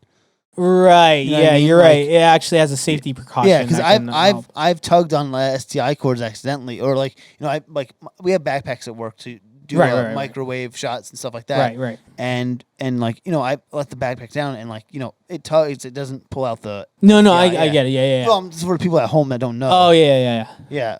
So So in that case, like you're right. It causes hazardous situation that could jeopardize like a whole shoot if possible. Like, and that could be a big thing because huge. even in like short, like if you're doing like commercial film and stuff like that, just to let you know, if that HDMI goes out, you better make sure you got extras, and you Yeah. better have one fast ready Yeah. because especially if you're a grip or a PA or anything, you better have that ready. Even if you think about it too, like the thing about the HDMI cable as well, is like, again, if you're at Video Village and you have to run a fucking 50-foot Ooh. like HDMI, The to the degradation thing. would happen right after 50 feet. even that, like there are, I know. Well, also you would have to like do a short cable, like maybe a 25-footer HDMI to a monitor that has SDI on it, which then that monitor that SDI goes to, you have to run, like you have to run all the way, like it's kind of problematic weird. because It's a weird I camera. think this goes straight to what we were saying too. Is it's really a gimbal camera. Yeah, you're right. Because even with a gimbal, you can put on top of it, you can put your own monitor on it. Yeah, and I know that yes, it has its own monitor. Yeah. But let's be honest, most cinematographers, most videographers will use a monitor on it. You want to know what the smart idea would be if you're running that with like a gimbal and a follow focus setup? I would say get an Ascon Cine. I don't think you even need a follow focus, honestly. If you're going kind of blown out with it, if you're trying to be like really profesh Yeah. like I would say let's say you're running cinema cameras. Let's just say you're running cinema lenses in on there, professional right? situations. And you have a crew, you're running cinema. I would say run the Ascon Cine, and then just have a fucking phone and look at that and just fucking, or a Teradek Serve something, and you would run the shit like that. Yeah, straight there. Teradeks would probably be more of like what they would But want. yeah, but if you're like, you know, if you're doing a small commercial shoot where you're like with a 3-man band and you're fucking, you know, Oh yeah, depends on if you're whatever. I mean, yeah, I'm just throwing out names because I'm just the first thing that pops in my head. it's like I know things. Yeah. Hey man, that Ascon Cine i2 is fucking killer. Did you see that? A little bit. Yeah. But this I would say this camera for me, this camera's in a weird place. Yeah. It's very It is in a weird. weird place. I mean, it's not. I'm not saying it's bad or anything, but I'm also not saying that I'm not going out of my way to buy it. Yeah, no, I'm not going out of my way to buy it either. Yeah. But like, if you had a gun to my head and you said, like seriously, if you had a gun to my head and you said this or the C200, I might actually, I don't know what to pick. I would run. I would cry. I would. Like if you said this or the C300, I would go with the C300, right? Yeah. If you said this, if you said this or the A7S3, I would pick this, the C70 over the A7S3. Okay. You know, There is one thing the A7S3 has though over this camera. what's that? ProRes RAW. Well, ProRes RAW, but like again, like I mean, but that's still a It's- pretty awesome thing. it's a pretty awesome thing. But at the same time, I have C-Log 2 and 3. Yeah, but then you also have S-Log 3, Yeah, and it's pretty up there as well. then you have H2. I mean, That's that's the weird thing it's about really it. nitpicks that you then. go Yeah, from yeah, there. because if you after seeing Sony's color science with that new camera, Yeah, it's pretty good, man. Yeah. So I mean, that's kind of hard. You're right. Yeah. It's nitpicks. It's hard. it's really preference and nitpicks from there. And I think like I said, that's one thing Yeah. that the A7S3 Yeah. has over this camera Well- is the ProRes RAW, but the things that they Yeah. have over Yeah. over that camera is the ND filter. ND filters in that. Yeah. 'Cause even if you trick out your A7S3, which is what $3,000 probably. How much is A7 S3? I don't remember. Let me see. My phone's not with me right now. Camera's on you now. A7 I did my part. Okay. So for $3,500 is the A7S3, right? Mm, Okay, and then well, no, that's yeah, what okay, I'm looking at. okay. I'm looking at Adorama. Oh wait, sorry. Wait. I'm kind of confused. A7S3. Oh, here we go. Sony A7S3. Okay. It's Adorama for the bundle. 1 second. Let me just make sure I can base. Oh, because you have CS fat. It's $3,500 for this camera, right, Okay. by itself. Now the C70 is what, 54? Yeah, 54. So that comes with the that comes with the XLR, and that comes with ND filters. Now ND filters get pricey if you don't get good ones. Right. Yeah. So you have to buy it. Let's like say the Tiffin stuff. let's and say all you that. buy some decently good ND filters. So or the Peter McKinnon one, which is a lot cheaper. Go for that one. The Polar, or you Yeah. you can buy The Polar Pros one. The Polar Pro, the box, the variable ND one is $700 for that with a matte box. I think I honestly like the Peter McKinnon one better. Okay. Yeah, they're a lot cheaper too, and Well, they're at that quality. Okay, but still, you need to buy a bunch of you need to buy 2 or 3. No, of you them. can get 2 of them. Is it variable? Yeah. How much are they? They're like one something. Oh, hey, that's still $300, right? Yeah. Okay. Fair. But Okay. still, like you buy that, then let's say you buy an H2 Zoom H2 H4N. Or now it's like I think people are going to those task cams now, Well, like the newer ones. Anything with 2 outputs, right? Right. Is like another $200-$300. So you're kind of getting up in price already. Yeah. With that shit. So yeah, and well, I get what you're saying, and it's just I think at that point it's just nitpicks. It's nitpicks, yeah. It's like, and it also depends if you have EF mounts versus E mounts. Yeah.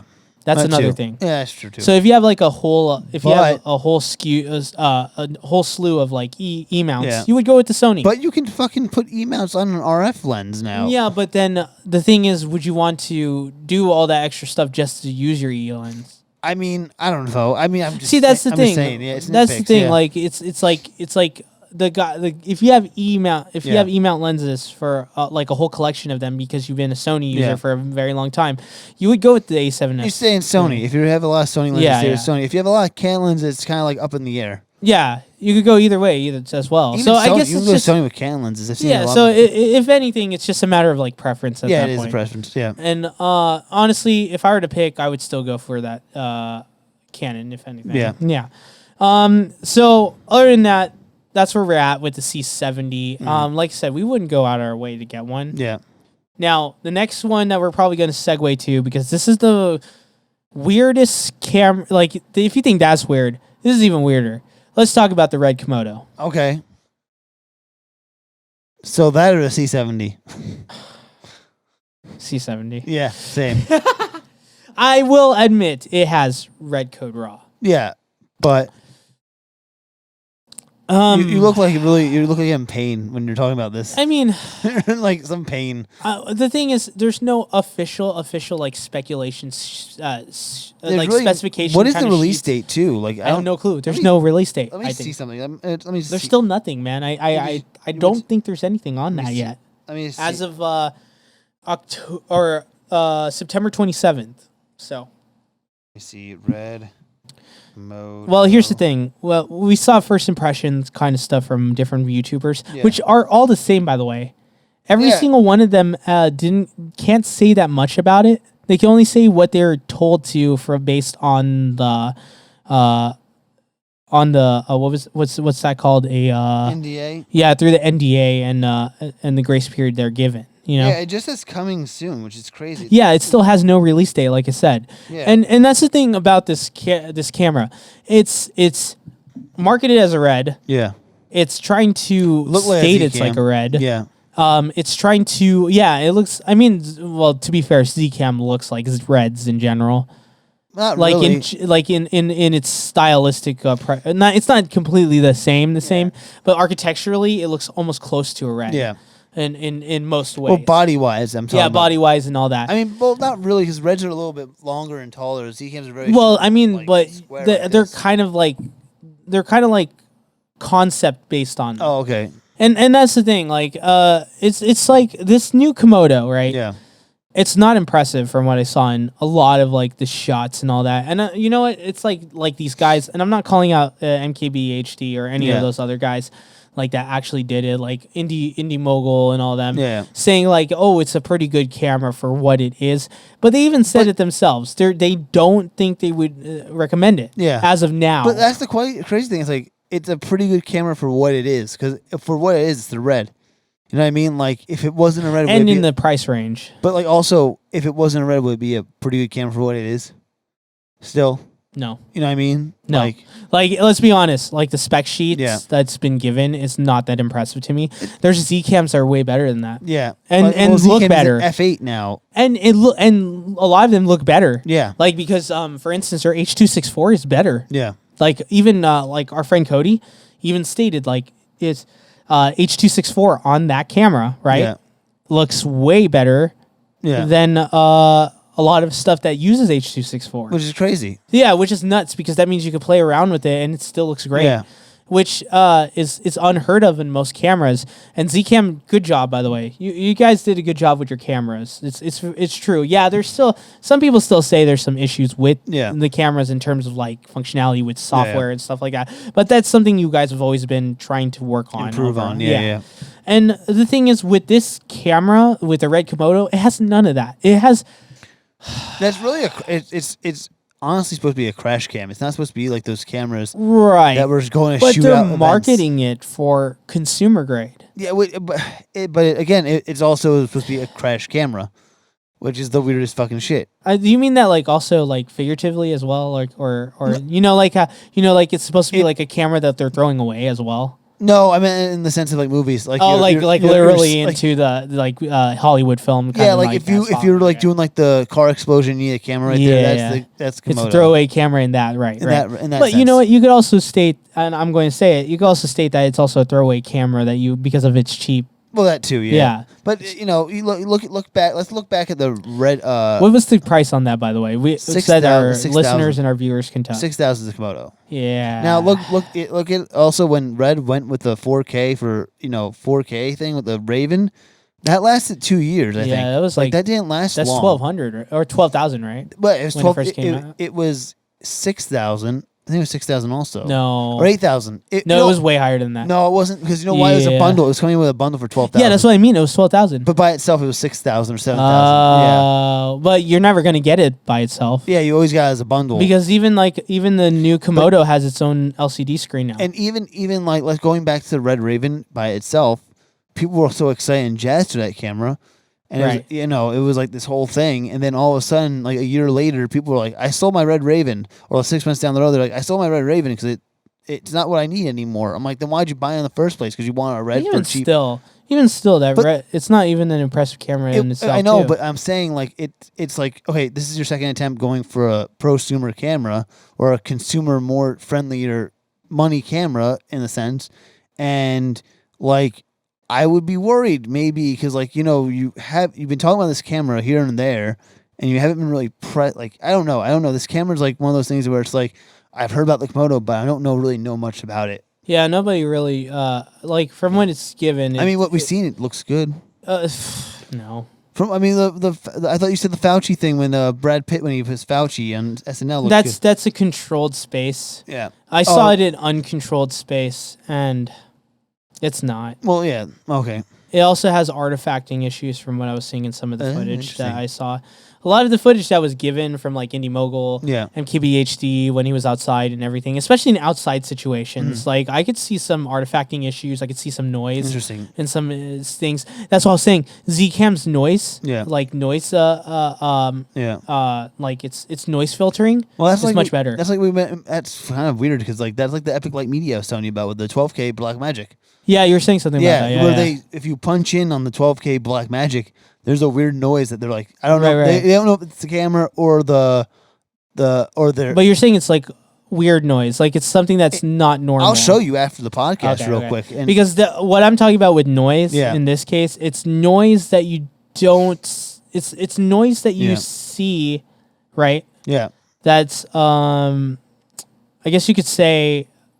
It's noise that is normal and on these kind of cameras. In general. So it's not the best. Not the best, but it's the worst. Yeah. And that's the thing, but they did state this at the end of it. Like it doesn't impress me, I'll say that to you guys right now. It doesn't impress me, but like they did state this. If you get a Zcam, if you get an A7S III, right? The thing is, and I'll even say this for the C70. Yeah. Because this could be true about the C70 as well, because it does not look like a cinema camera as well, like a true cinema camera.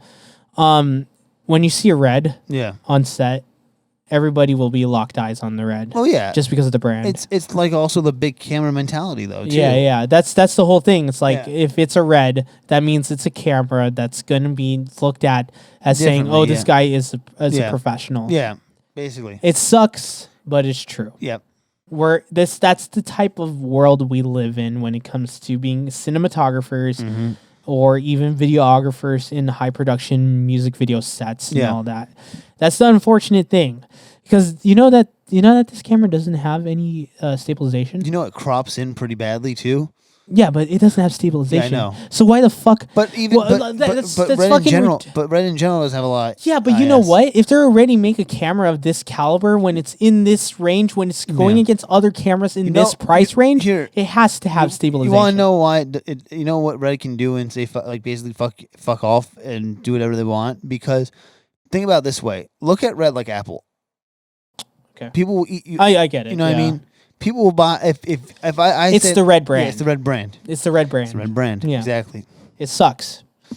It sucks. You know, Cody is right about it too. Yeah. He doesn't like red. I don't like red because of that either. Yeah. I hate the fact of it, but it is true. If you want to get somewhere, you have to have a red. This could be the staple. You know what? But the more we see of this camera, if it does come out and a lot of people buy it, the more the red brand will get more mediocre as it goes with this certain model. Yeah. Well, because the more is purchased, the more is seen on sets and stuff. I watched an MKH. Yeah, I always do this wrong. MKBHD video recently. Basically, Marquise Brownlee. But I watched his videos on the Surface Duo phone.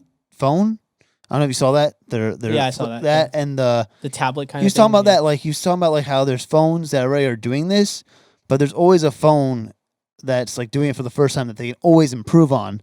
So technically, like, they're gonna just give you that proof of concept in the first one, and the second one it's gonna be a lot better. But that's not what I'm talking about. But I thought that kind of was in the sense, like, you know, this camera's gonna be mediocre because it doesn't have all the fucking. I'm not talking about specs wise. Oh, okay, I'm talking about in generalization. The more the price of it, and the branding of its popularity, there's more people that's going to buy this camera just because of that, which means that there's going to be more seen in a lot of sets, which means that there's more of the camera versus other cameras, which would make it mediocre because now everybody's going to have a red. Oh, okay. Kind of like that mentality. Yeah. We're like, okay, now we know this certain model. Yeah. So now it's going to, I foresee a future. Yeah. This is what I think. I foresee a future because of that demographic, where if we get a whole bunch of those red Komodos on sets and we see it commonly, around like the filmmaker community. Just imagine everybody will not just say like, oh, red is like the name to know if you are a professional. Yeah. Because at that point they will know this certain model. Yeah.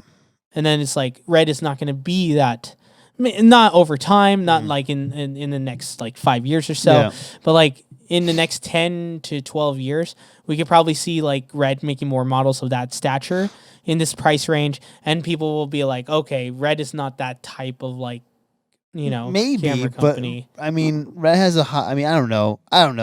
But I mean, if you think of it that way, it is possible. It's possible. But there's a statistical matter that makes sense. That's a scenario, but I don't know if that's going to be the outcome. I mean, it's a scenario that's possible. That's the thing, because we already know of evidence of red being a very popular brand. Oh yeah, and we already know that the evidence of it being super cheap. But again, cheap. Also, when did red win an Academy Award?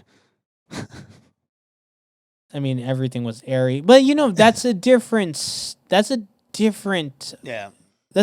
area of film, though. Well, also too, like the thing is, and it's a very niche one if you really think about it now. But also too, you know what? Too, like the thing is, like people have different preferences, different brands of like what they shoot with. Like, I mean, you can't deny though, red is the number one for most of like the high end shit. If I point a red, if I showed someone a red camera, they'd be like, "Oh, that's a red camera." Yeah, and not only that, but like, what would if somebody pointed it out versus another camera, they'll be like, let's use the red. Yeah, again, like I said, brand recognition. Yeah. It's like Apple. Yeah, and that's the thing. Like, I hate to say it, but this camera is going to be popular. I hate to. We shall see, because again, I am in the mindset where the Raven was supposed to be was popular for a hot second, then all of a sudden. Here's the difference, though. You actually have an LCD screen.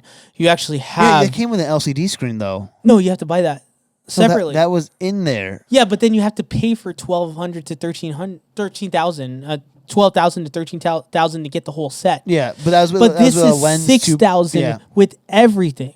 Not with everything. You get an LCD screen. Yeah, but I'm saying you got an LCD screen with that as well. It always came with LCD. Okay, well, regardless, but you get way more than that now.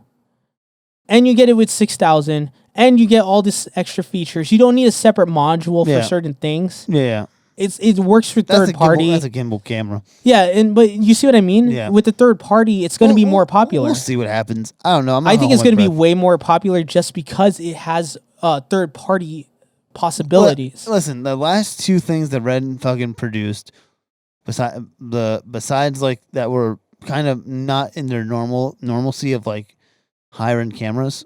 Let's go with the Hydrogen and the fucking. Let's go with the Raven because they're lower end camera because the last two things have not been good. Right. Like Hydrogen, never again. They made another fucking Hydrogen. Gemini is their popular one. Yeah, right but that Gemini also is a higher end camera. Yeah, that's yeah, in the yeah. 10,000. No, yeah. Even the Dragon X is like a cheaper camera than Gemini. Yeah. I think the only reason why that Gemini is very popular It's too. dual ISO. Yeah, it's the best low light Yeah. type of cinema camera right now. Yeah. So And I mean, that's the thing, guys. I believe that this Red is going to be extremely popular just because it has all those third-party plugins everywhere. It uses batteries that everybody have. Yep. It uses memory cards that everybody has. Yeah. It has HDMI. Yeah. It's very friendly this time. It's the first Red that's very friendly. Yeah. It's a friendly Red. Yeah, like it's able Sounds to like a really work bad with. clown. It's basically works with all of your systems. What if out your there. name was Red Friendly? How would you feel about that? That doesn't compute because Red in that '70s show was never a friendly person, unless if he's drunk or high. Oh god. I've seen that show too much. Yeah. Other than that, yeah. So that's our whole thing about the Red. Yeah. That's our whole thing about Panasonic and of course Canon C70. Yeah. Other than that, I guess like we can move on from this and just say that that's our kind of like our semi news and main talk. That's a topic. Yeah, our topic. Yeah. If anything, let's move on to because we probably have like 15 minutes left of this podcast. John, how have you been, man? Oh, you moved. I've been wonderful. You moved. Yeah, as you can tell, I moved. I moved to a house with my girlfriend Ashley. Yes. So we moved into a house August 31st. We got the keys. Yeah. So it's almost a month. Proud of you, man. Thank you. It's awesome. I don't know. Were you here when we got the blinds or post? You were No. I didn't see the exact blinds. I didn't see like which. Yeah, I didn't see. Yeah, all you that. weren't here for the blinds, yeah. so we had the blinds now in here. It looks nicer, right? Yeah. Yeah. You can actually black out things, but you still need blackout curtains. I'm just gonna say that. Curtains, I'm sorry. Fuck off. But yeah, man, we fucking took us like 5 days. Like we got the keys on the 31st. We prepped the same day to get ready for painting. We primed all day on a Tuesday, and we started. I'm sorry. Yeah, it was a lot of work. Yeah, I can imagine, dude. Man, I was so you sore. learned painting. That's right. Yeah, I'm a fucking painting beast now. Oh, really? Yeah. Would you call yourself a painting connoisseur? I could paint in your house probably. Okay. Yeah. Is that an offer? No. But you fucking liar! No, I'm sorry. Okay. I've told my friend. I told Dan this before. I'm pretty sure I told him this before. I remember saying this to his face or at him. I'm like, I will paint your house one day because this house is not finished painting the interior, some of it. Right. So I'm like, I'm like, oh, I just want to paint your fucking shit, man. I'm like, I'm gonna come in one day and just fucking start painting his house. You're gonna do what was it, the Mr. Miyagi? Yeah. Oh, that's what you do, man, with painting because you gotta do the Mr. Miyagi actually. Oh, okay. It's the true fucking thing. Oh man, so Karate Kid was right. Yeah, I was like making the fun. I was saying this the whole time. Paint the fence, Danielson. Paint the fence. I was like just fucking going up and down. I'm like, and down. Yeah. Holy shit, man. Like, I know. Oh my god. And there is Cobra Kai. Let's think about that too. Yeah, I know. Anyway, let's. That's another tangent. Yeah. But yeah. So if you guys notice, let's bring this up. Yeah. If you guys notice, we're outside. We don't have a full set yet. We're waiting. Like John was saying earlier, we don't have the tables yet. Yeah. We had to do a temporary setup because we're going to go back to our regular scheduling with Actual Vlogcast. people in here as well Yeah. too, and coming Oh over. yeah, that's right. So as of right now, I guess we'll do some announcements because we might as well. Yeah, might that's as what well. the Vlogcast is all Yeah. about too. Announcements. Announcements and us. You know what we didn't mention earlier is we have a theme song now, or not, an opening song. Ooh, yeah, we're transparent, guys. Yeah, I want to. I mean, I'm not gonna play it for you guys because it's not finished yet, and it will be on the gram. So just know, and like we're only going to be transparent to a point. yeah, Well, we'll just say this as hidden wink, wink, wink. Right. yeah. Um, It's a pretty fucking awesome song, man. yeah, it sounds pretty freaking I was professional. like, That's for sure. It is professional. But the main thing, guys, is that expect it soon in the coming months. I would say no. Just say it's gonna be the Months. first, literally the first episode of the new year. It will be on. God damn it, man! All right. I mean, seriously, it's Joey Yak. He's the one who did it. He the Backyard CEO, I believe it is. But he's fucking awesome. He's an awesome, great dude. If you want to ever get like your podcast intro or whatever, need some stuff like that, I would reach out to him. He's awesome. Really, he gave me a deal on pricing, so I'm not too sure. Links in the description. What he would, you know, what I mean, let's take that out. I don't know. I don't know. I don't know his pricing, but he priced me pretty well. I know the guy. That's why he gave me a deal. But he does shit fast. Will you find it out later? I don't want to ask him. But basically, if we release this part. He just gave me if we release this part, he gave me a deal. I'll say that. I known the guy but for a year. If we release Yeah. this part, it's down there in the It's down there. description. If not, it's cut out. So just reach out to him. Also, Yeah, Joey yeah. Yak, he's awesome. but we'll find out, and you'll probably, if you're here, if Yeah. you're watching and listening to this right now, you know, here's the screen for Yep. it. There you go. It's on Screen. the screen. Screen. Anyway, Screen. yeah. So like we are still waiting on tables, Yeah. Or They table. come Tuesday and Thursday. which right now it is Sunday. It is Sunday because Friday. So I got an email. I don't know if I told you this. Let's tell everyone the story about this. So I Yeah. got like the uplift desk, and do you have to go? No. Okay. So, I went to uplift desk to get my desk, my standing. I'm getting a standing desk. Right. I got a signed table too, and I got the walnut like color looking desk. Yeah. And so I'm like, all right, cool. I'll order it, and it's supposed to like ship 3 days after the fact. Right. So like the next day after I ordered it, it's like the main table, the main desk is gonna be in like October and September 29th is when it's supposed to ship out again, right? Right. So I'm like, all right, that is not that bad.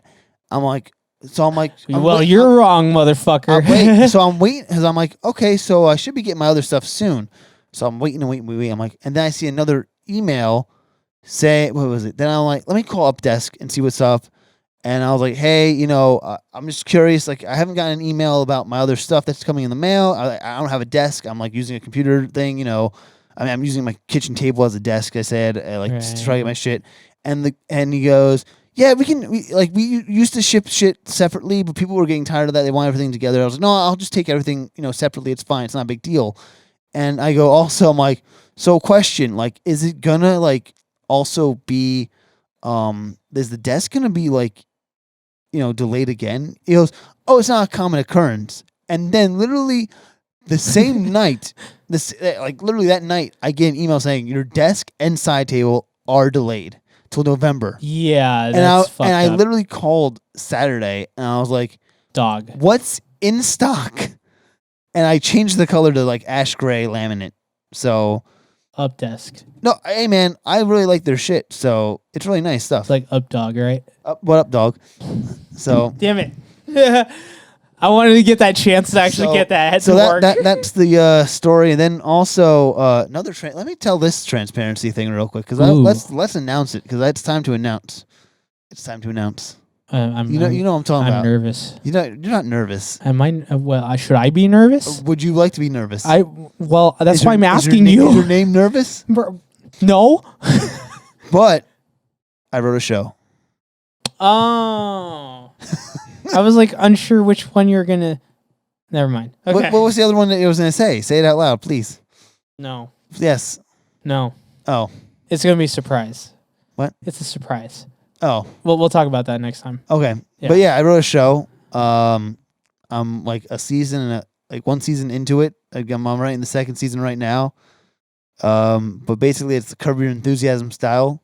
Yeah, this guy really loves Curb. yeah, he really likes Larry. Larry David's my idol. Weirdly enough, He's a weird dude, man. he's fucking awesome. He's so awkward. But no, it's 6 episodes a season. We're gonna film hopefully at the end of Octoberish. That's the plan. But That's the plan, yeah. But the plan also is to release in 2021. I don't know a date yet, and I don't know a title for the show. So I'm working on those things right now. Right. So, yeah. I mean, there's you know what? Let's also announce this then. Go ahead, announce it. Is this the thing that you thought I was going to say that I was going to say? Yeah, this was the thing I thought you were going to say that kind of made me nervous, and I was thinking to myself, like, oh shit, are we going to do this? We didn't even talk about this. Oh boy, everything's running through my head. Your shit is loud. That was a motorcycle, Mark. Yes. Vroom, vroom. Zoom, zoom. Zoom, zoom. That's Mazda. Oh, remember. I totally forgot about that. Zoom, zoom. Zoom, zoom. So I guess this is another announcement. But you know that zoom, zoom thing is like a Capoeira song also? No. Bananoe, like, there's also like, there's like... no, I'm just Bananoe. I have no clue, I'll be honest. Oh, man, I'll play that right now if I have to. No. Okay. Let's not do that, all right? Guys, announcement. We are doing another show. Other than that. What show is that? And this show is... Are you nervous? I am nervous. I'm shitting my brains. Oh, wow. We like trade places No, right now. Nervous. I'm never nervous. Okay. He's never nervous. But we have we talked about this for about a while now. Oh. We kind of wanted to do our version of it. It's going to be in a podcast style. Oh, yes, this show. Yes, this show. We've been talking about it for a while. Yeah, we have. Did we mention this show already, though? I feel like we have in a vlogcast. No, we never even really talked about it. Okay. And like we kind of like mentioned something about it. Yeah, but we never really officially announced it. Yeah, we never told them exactly what it is about. Yeah. So what we are talking about is this new one. Yeah, I know we're using the frame title again. I get it. You guys can ridicule us. Say in the comments below. He's the only one who thinks we're going to get ridiculed for this I think frame we thing. are. No, you were even thinking about that too when you're thinking about that one this one you just announced. Yeah, because that's different. That's different. That's like, different. Yes. Okay. All right. This is too much what I'm talking about is called Chasing the Frame is the podcast we use. Guardians of the Frame is the podcast. Guardians of the Frame. Yes. So what it is a show that we watch like pretty much B movies or anything that's kind of like shitty. Yeah, shitty or funny. Or just really out there that we never noticed. Yeah, very obscure. Movies. Yeah, very obscure movies where we basically we get a podcast style of talking about what we watched and then of course doing like clips of of us watching it and having like our reactions to certain things. Let's be honest, we did the first 2 episodes of the show. Yeah, we already have some. So yeah, we did this pre-COVID. Yeah, pre-COVID. So don't put this against us if we actually do look different. And, look different and we're in go my through old apartment. Yeah, and old apartment. Now we're in a new place, right? So it's gonna be like a lot different. You're gonna see like the first 2 episodes. We go, oh shit. Hell, this vlogcast might be different next month. So it's gonna be different next month. So if anything, like that's going to be happening. Another thing that we're probably going to be talking about soon is something pretty fun and exciting, and it has to deal with Otaku IRL. Yes. For one, we've changed the name. It's not .IRL anymore. It's just IRL. It's just IRL. Yeah. Yeah. So it's Otaku IRL. We should make that domain. Otaku. We already did. Oh, you did? .IRL. No. Oh. IRL. Oh. No, we couldn't do it because we were thinking about that too, and that would really fucking dope, I mean, actually. it would have been a cool. Yeah, true. But so the main thing is, guys, we are going to be doing a crossover pretty soon. Yes. It's like the Arrowverse crossover of Crisis on Infinite Earths.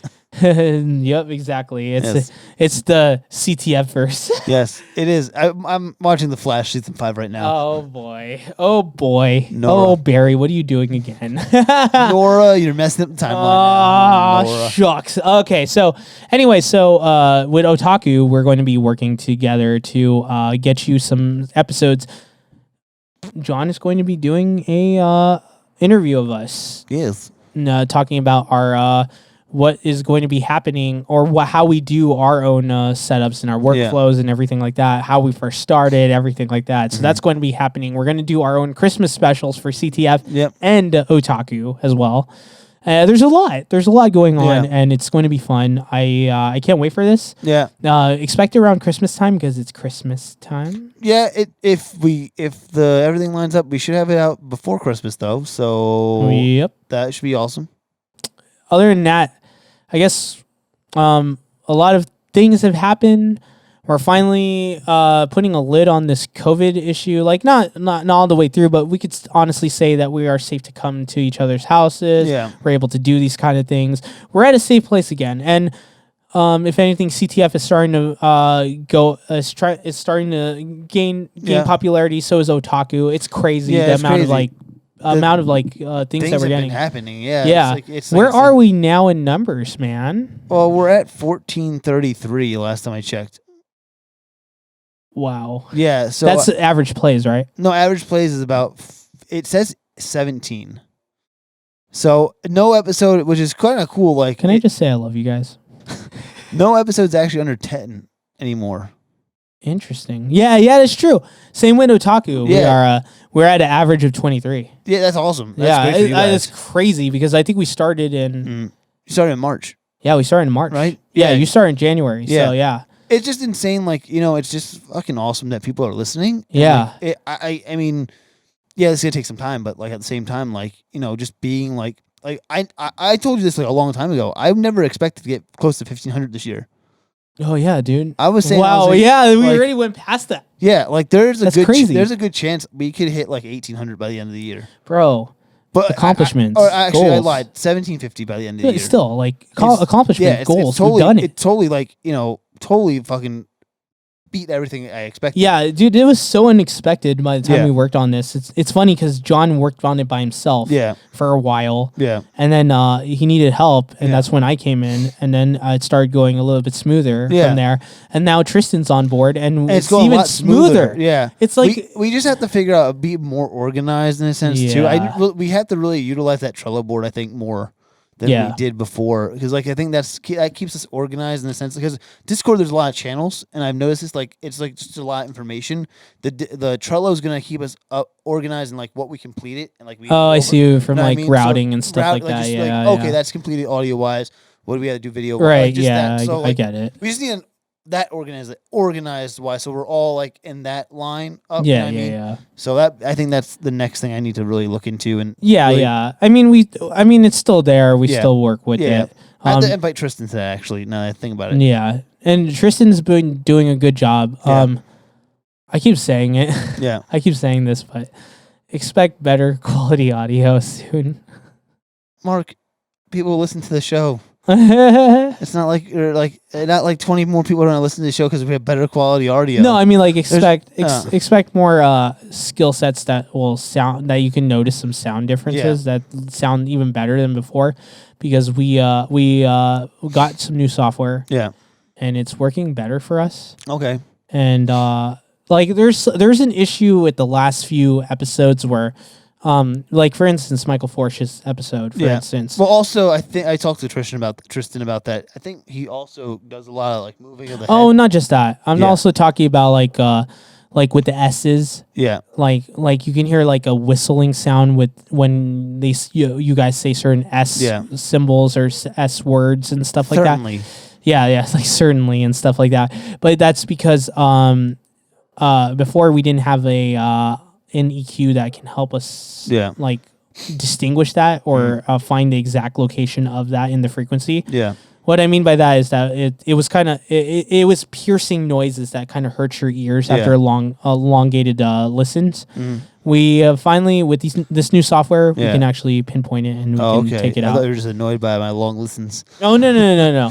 This way when you listen to the podcast from now on, it won't hurt as much when you listen to it. Gotcha. If anything, I think what we're going to do is go through every single older episode of the podcast, and John will probably re-upload, because I think there's a way you can re-upload and replace some of that sound. You can on Anchor. Yeah, and we'll get like an updated version of each one of the episodes, so that when you go back and backtrack to some of the episodes that you miss over time, it will sound way better. I'll definitely let you guys know that. We're still looking into Spreaker.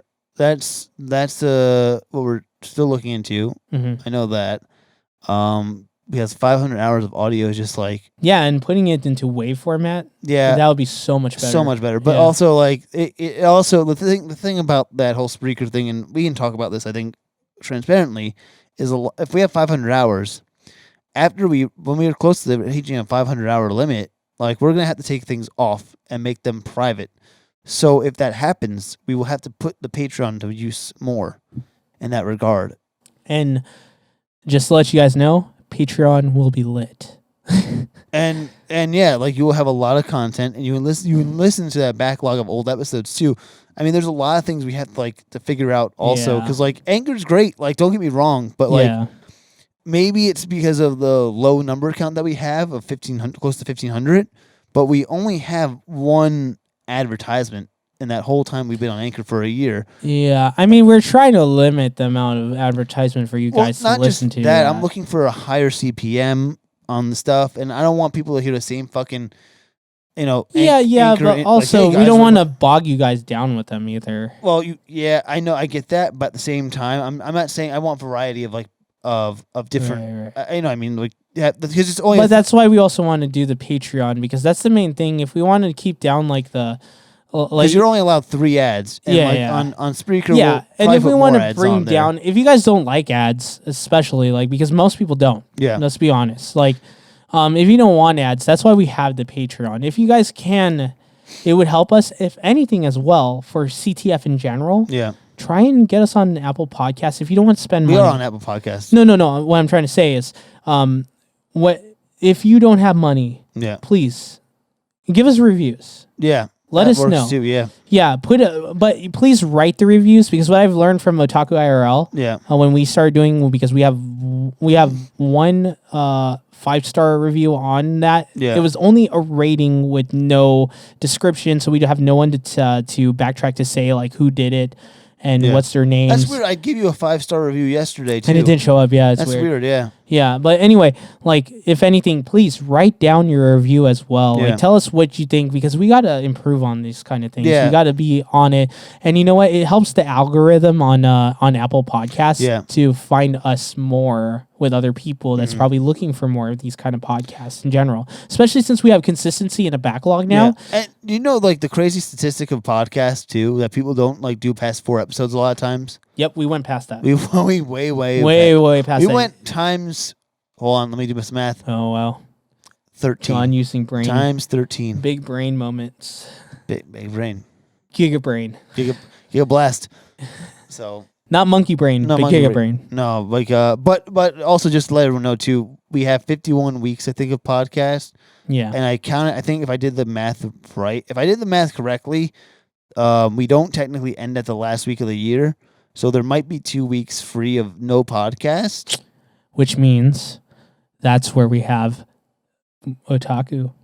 Yeah, we'd have to do that there. And then we might also do a Christmas vacation type thing too. Because just to mention, John is going to record again, guys. Yeah. So he's recording again. Yeah. So I got one episode in October.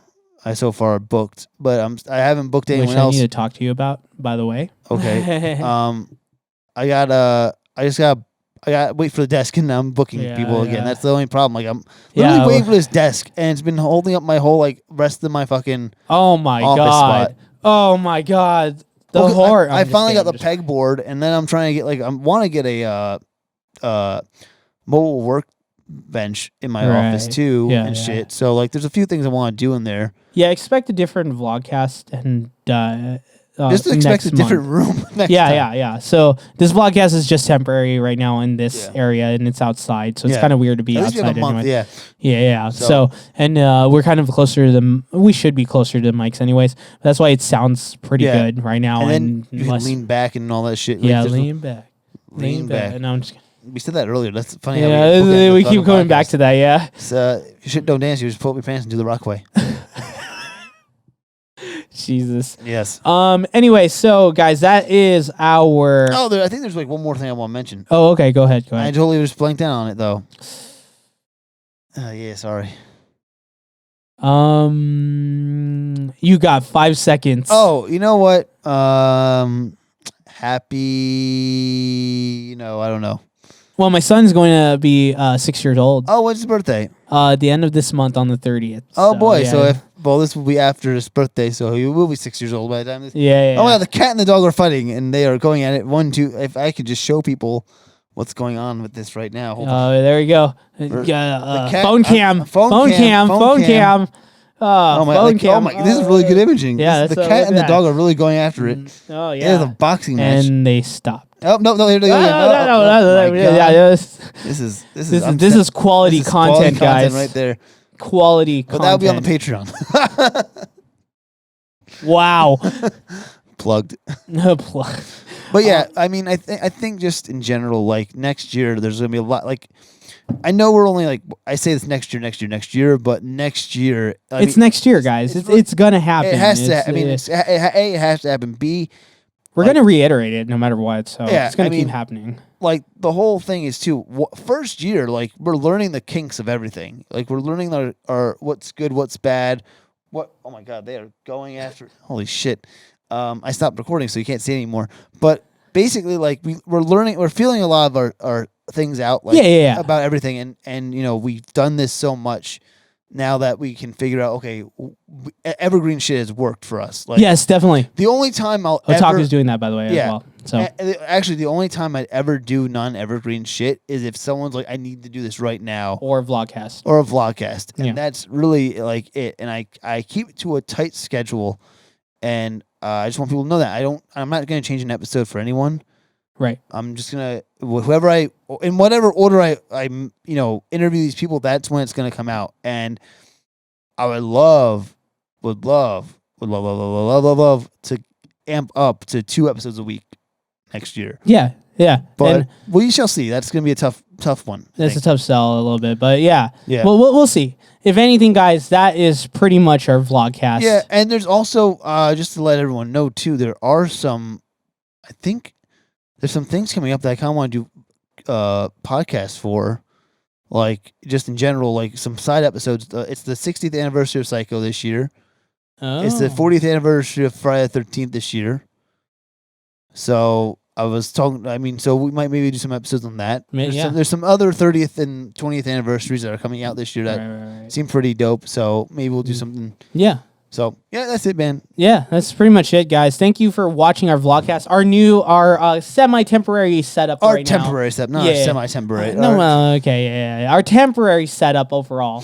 Thank you guys for listening and watching. Yes, there's a video. If you're listening to this, there's a visual, This will a video. This will be on portion. YouTube right away. Yeah, actually. this will be definitely on YouTube right away. Once it's finished, it's ready to go. And here's the thing, guys. Thank you guys for always listening to us. We appreciate everything you do for us. Please go to our Patreon.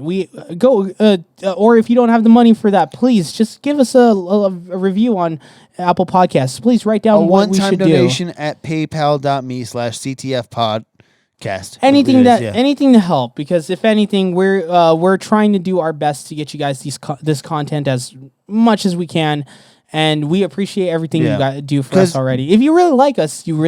That means you would help us out, right? One fan at a time, taking it in, man. Yeah. Like, this is like the best. This has been the most awesome ride my whole last year, to be honest.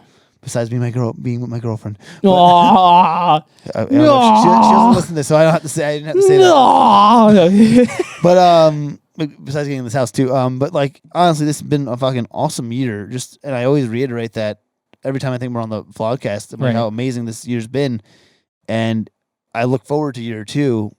I mean, shit, It's gonna be great. it's gonna be great. This is gonna be a journey for us, man. Best is yet to come. Best is yet to come. On that note, this has been the CTF Vlogcast For October? for yeah. Oh, I had to say one more thing. It's been actually 3 years. No, wait, 3 or 4. 3 years. No, 2 or 3. Is it 2 years or 3 years? It's 1 October. That's this week.